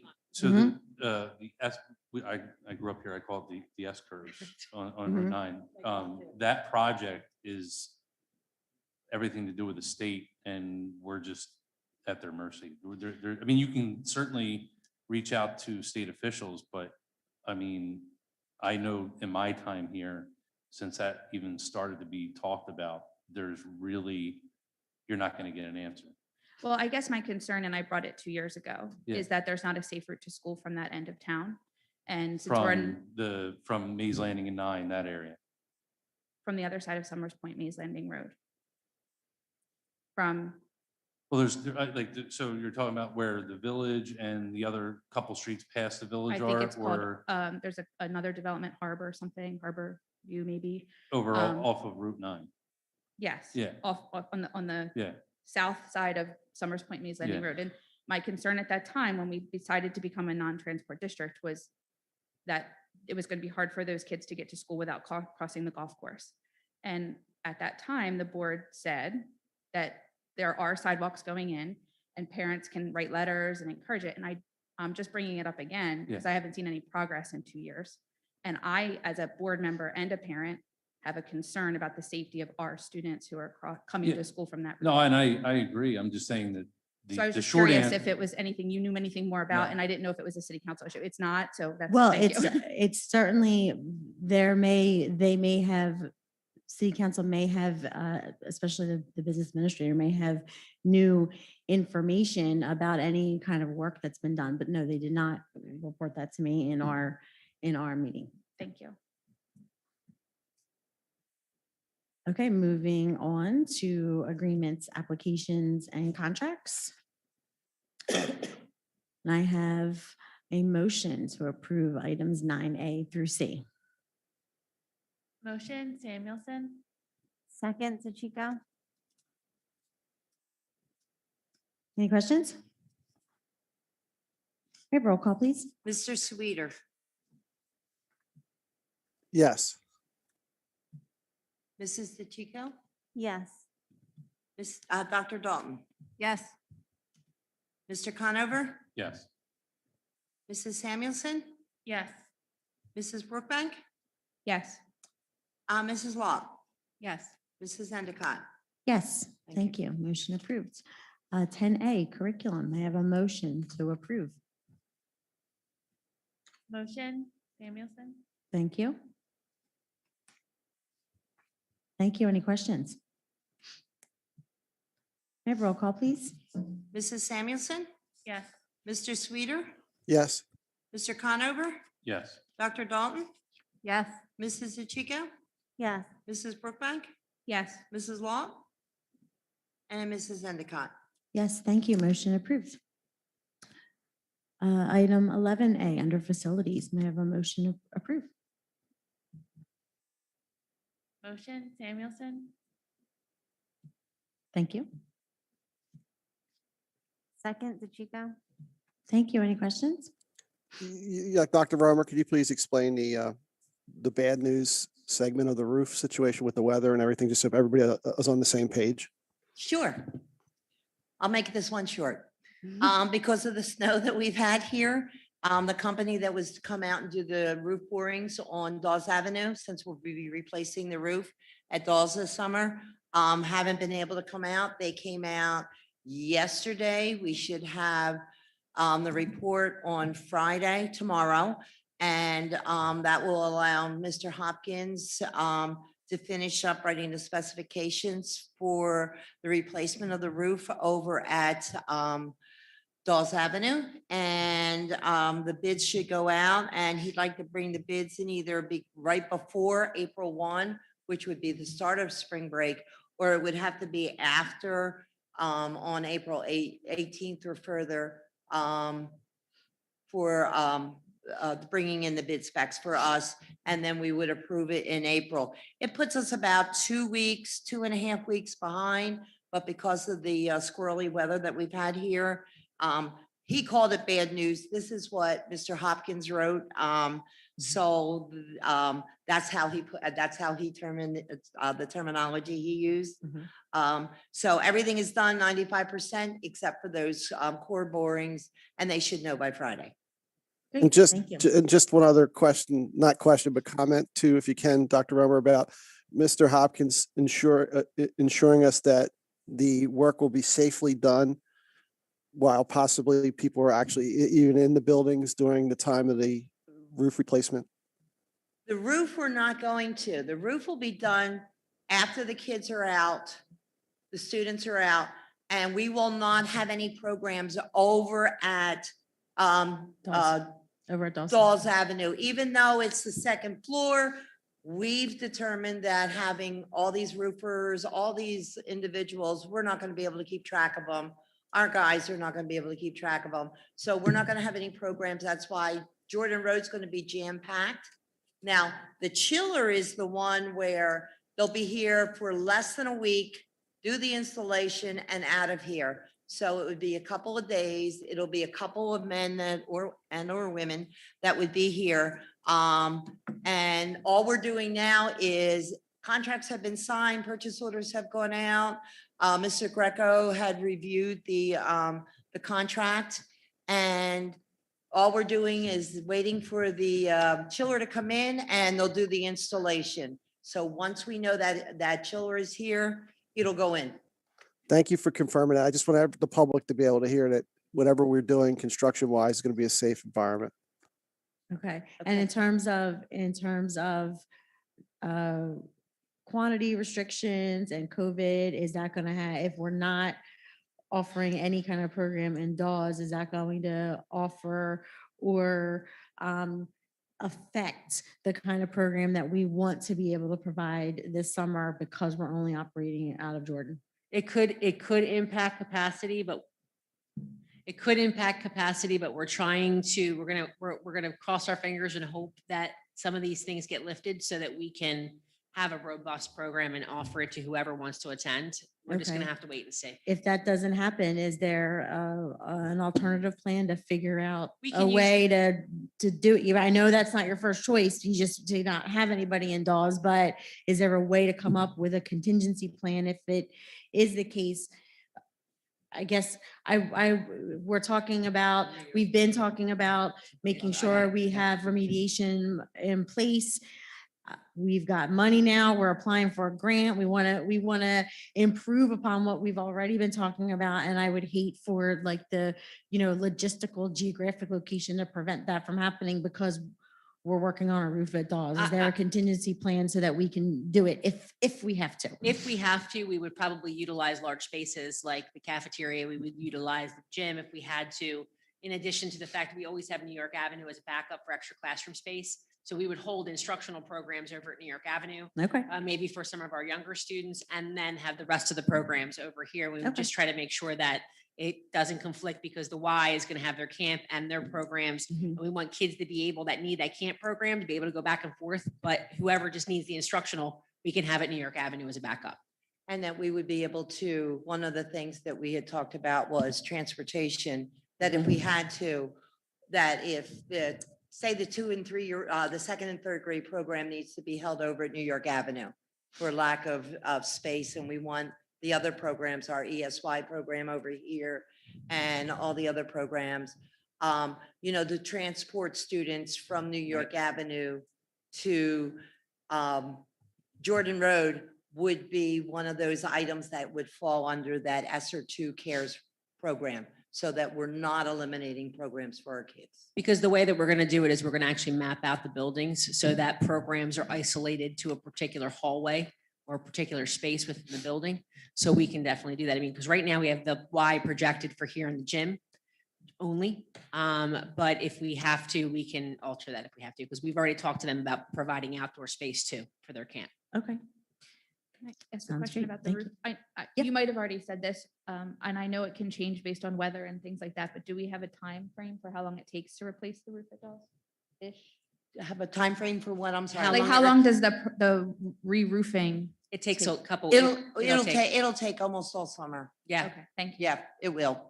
But we'll be good for reopening in September, Yes. right? Yes. Okay, Yes. good. Thank you. Any other questions? May I have roll call, please? Mrs. DeChico, Yes. Mrs. Brookbank, Yes. Dr. Dalton, Yes. Mr. Conover, Yes. Mrs. Samuelson, Yes. Mr. Sweeter, Yes. Mrs. Long, Yes. and Ms. Endicott. Yes, thank you. Motion approved. Finance, I have a motion to approve items 12A through B, please. Motion, Samuelson? Second, Dalton. Thank you. Any questions? Have roll call, please. Mr. Conover, Yes.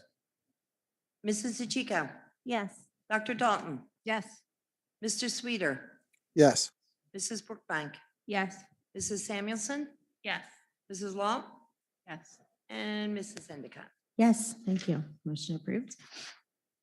Moving on to personnel, a motion to approve items 13A through G, please. What? Thank you. I'm sorry, who was it? Law, Oh, thank you. Second, Samuelson? thank you. Any questions? Have roll call, please. Mrs. Brookbank, Yes. Mrs. DeChico, Yes. Mr. Sweeter, Yes on 13A through F, abstain on G. okay, thank you. Mr. Conover, Yes. Mrs. Samuelson, Yes. Dr. Dalton, Yes. Mrs. Long, and Mrs. Endicott. Yes, thank you. Motion approved.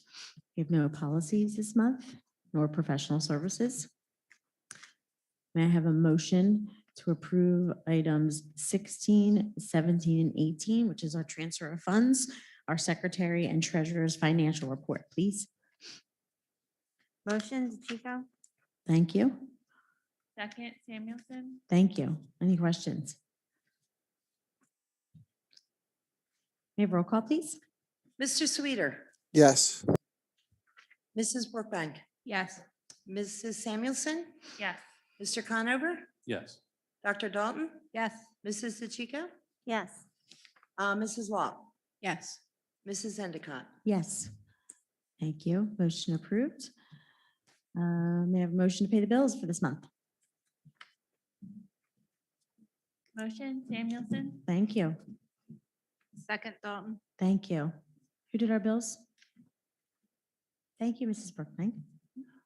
I'm sorry, who was second? You did it. Dalton. Dr. Dalton, okay. Any questions? We have roll call, please. Mrs. DeChico, Yes. Mrs. Brookbank, Yes. Dr. Dalton, Yes. Mrs. Samuelson, Yes. Mr. Sweeter, Yes. Mr. Conover, Yes. Mrs. Long, Yes. and Mrs. Endicott. Yes, Thank you. thank you. Motion approved. Okay, we'll move on to public comment at this time. I'd like to open up to the public. Any comments that you have? Anyone here would like to address the board?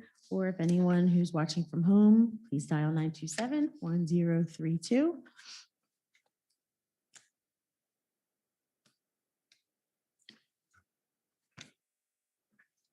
While we're waiting, is it possible for the email that was summarized earlier from a parent to be shared with the board so we can read it in its entirety? Yes, I can, but there was some information that we were advised not to share with the public. There was a personal or identifying information, so. Yes, I can forward it. I'll Keep it forward it to confidential. all the board I members. I have it. if Oh, you do? want it. Okay.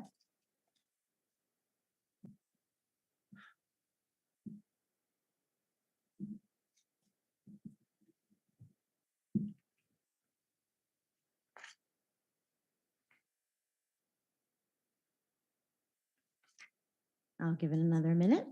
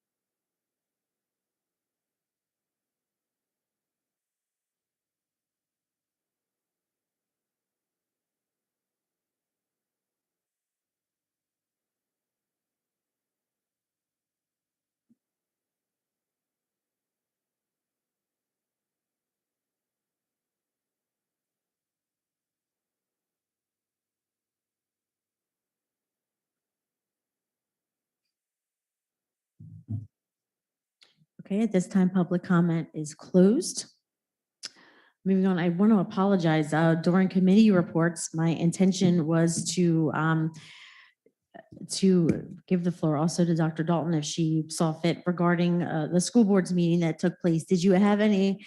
If you don't, that's fine. I wanted to check and see if you had anything you would have liked to report. I do apologize for Okay. that oversight. So. Okay, I don't know, would you like me to tell you what I told Dr. Carney Ray Yoder? If I don't want to put you on the spot. I just wanted to offer up if you had anything you wanted to share. That was all. But if there Okay. wasn't any, Great email. Okay, they discussed the steam tank challenge. It'll be done virtually. New Jersey is the only state that has an Army member, Lieutenant Andrew Becker, assigned to the steam tank challenge. He has a background in aeronautical engineering. I think it was recommended to have an 8th grader involved. And number 2 is the governor. The Board of Ed testified about going back and what the new normal will look like. The New Jersey Board of Ed made recommendations regarding his budget address on 2/23. Number 3, the New Jersey Board of Ed, the website has taken a lot of hits, and archived programs are easily accessed as per Jane Kirshner. She also offered to assist people. Number 4, legislation. John Burns discussed many of the bills making their way through the legislative process. One was for a government class required in the high school level. Other bills dealt with discipline policies. There's an HIB law called Mallory's Law for students and parents to decrease sub shortages by decreasing college credits to 30. Also deferring QSAC is going through the channels legally. Number 5 was Larry Pinto. He works for Cliffside Park, which I think has a similar demographic to Summers Point. He discussed many topics. These were pandemic fatigue. That school experienced a 92% increase in failures, but also a 30% increase in honor roll. The failure rate was the same for virtual and hybrid students receiving lots of tech time in their day. He discussed ways to deliver SEL virtually. He determined the fix was return to mailings, return to 5 days a week in person for the most at-risk students, call students when they no-show, use Go Guardian and Alelo, which is like a chat group with students to promote participation, pull students during instruction to check mastery and get rid of busy work. The students at that school wrote a memoir called The Class of COVID-19, which is available on Amazon, and proceeds are returned to the students. Some students in this are at home and caretakers for grandparents as well as younger siblings while the parents are working. He was very interesting to listen to. Courtney and I both wanted to get the book. It was very interesting, and I was impressed with people's dedication to student education. So, thank you very much, Dr. Dalton. Appreciate that. And I am sorry, I meant to do that during committee yeah, reports. that's Okay, board forum. Any members like the board like to discuss anything? Yes, Mrs. Love. I do have the book. I ordered it right away. I just started it because, we're busy, but if anybody wants to borrow it when I'm done. I do. It's really, really Yes, good, I would what like I've to. read so far. Great, thank you. Anyone else? I'd like to, this Mike Sweeter, I'd like to just comment that, Who did you think we thought it was? well, You're the only one there, Mike. I didn't have the hand raise icon, so I was like, if I had I'm the hand raise sorry, icon, my back's to you. I would have Can't felt, I would have see. felt better. You just so. have to call my name because I can't see you. I'm sorry. So the one thing I'd like to say is, like, in the midst of all this, having working in a school district right now and watching presentations on Tuesday night from where I work, and then again tonight from where I'm a participant in the community and also board. There's a tremendous amount of back end work that nobody sees related to gathering all the data, quelling all the stuff that comes out from the CDC, the state, the community, the emotions that everybody's going through, both as a teacher, a staff member, an employee, a neighbor, anybody who watches childcare, for anybody whose kids have been displaced because of the hybrid, the virtual, that there's a tremendous amount of pressure on the superintendent and her administrative team to come up with a lot of answers rapidly and within 24 hours make many changes, including the business administrator and many other people. Now we have our budget kind of relative figures for next year. Tremendous amount of moving parts. So I just wanted to say just to say thank you to everybody who's doing that process, and also concept that it's going to never really stop until this is all over. So it's going to be 24 hours notice on most things. There's going to be last minute surveys, last minute phone calls. And so unfortunately, everybody has to kind of deal with that, because that's what's throwing at us right now from the state, from the federal government, from the CDC. The combination of not being able to get vaccines as readily available as everybody wants them to be at the CVS and the Walgreens and everything. Just everything is a very fluid thing. So literally the last year for me as an administrator, and I'm sure the board president too, everything changes like every day. So I hope the community understands that it's a very fluid process. Everybody's doing the best they can, and they're trying to do the best they can with the information they have, and the information changes daily. So I just want to say that I do appreciate everything that the superintendent and her administrative team is trying to do to keep the balls juggling in the air. I think that's very well said. I completely agree with everything you're saying. I think most of us do. I think it's very well comprehensive and very well said. The only thing I would add to that is everything you said, plus the teachers and the frontline staff. There's a lot of back end work and a lot of things that they're doing as well that aren't seen. But they're working really hard trying to do it, trying to meet the needs, of their students, our children. So, but everything that you said, Mike, I wholeheartedly agree with that. Thank you very much for reminding us all of that. And thank you for that. I do want to take an opportunity to thank the staff. I know they've been asked to switch on a dime a lot of times over the past year, and I'm grateful that we are working as a team. I'm grateful for the SPEA leadership, and I know that we will get to a point where we are moving back completely 100%, whatever new normal is, and for the best interests of our kids, because I know we all care so much about the students of Summers Point, and we'll get there. We just have to do it together. So I really do appreciate the everybody, the teachers, the facility staff, the paraprofessionals. Everybody's just amazing in this district, and I'm so grateful to work here. I just wanted to add, I thought we did it last meeting, but we have it on tonight, so maybe I'm getting mixed up. I just wanted to congratulate Miss Perrone on her retirement.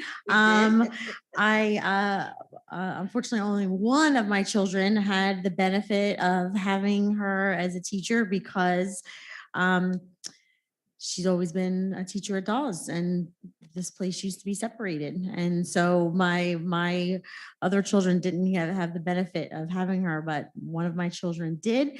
And, I appreciate her as a person in this community, but also as a parent, that she really does make a difference. She made a difference for my child, and I appreciate it.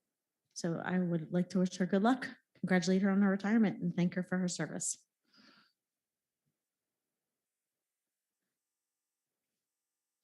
Anyone else? No? Okay, so at this time, I need a motion to go into executive session to discuss personnel. Motion, Samuelson? Thank you. Second, DeChico. Thank you. Be it resolved by the Board of Education of the City of Summers Point. The County of Atlantic, New Jersey, that upon passage of this resolution, go into executive session to discuss personnel. All in favor? Aye. Any opposed? Okay, we are in executive session.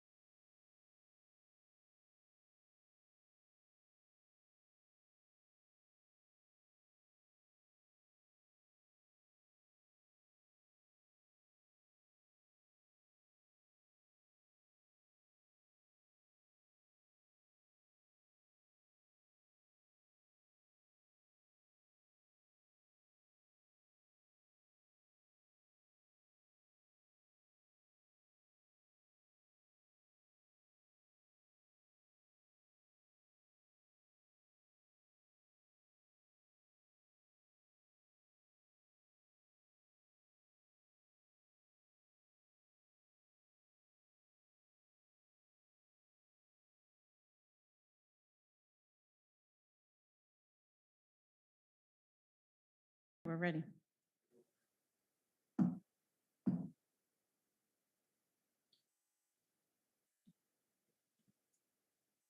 Okay, can I have a motion to adjourn? Motion? Thank you. Second. Thank you. All in favor? Aye. Any opposed? We are adjourned. Have a good evening.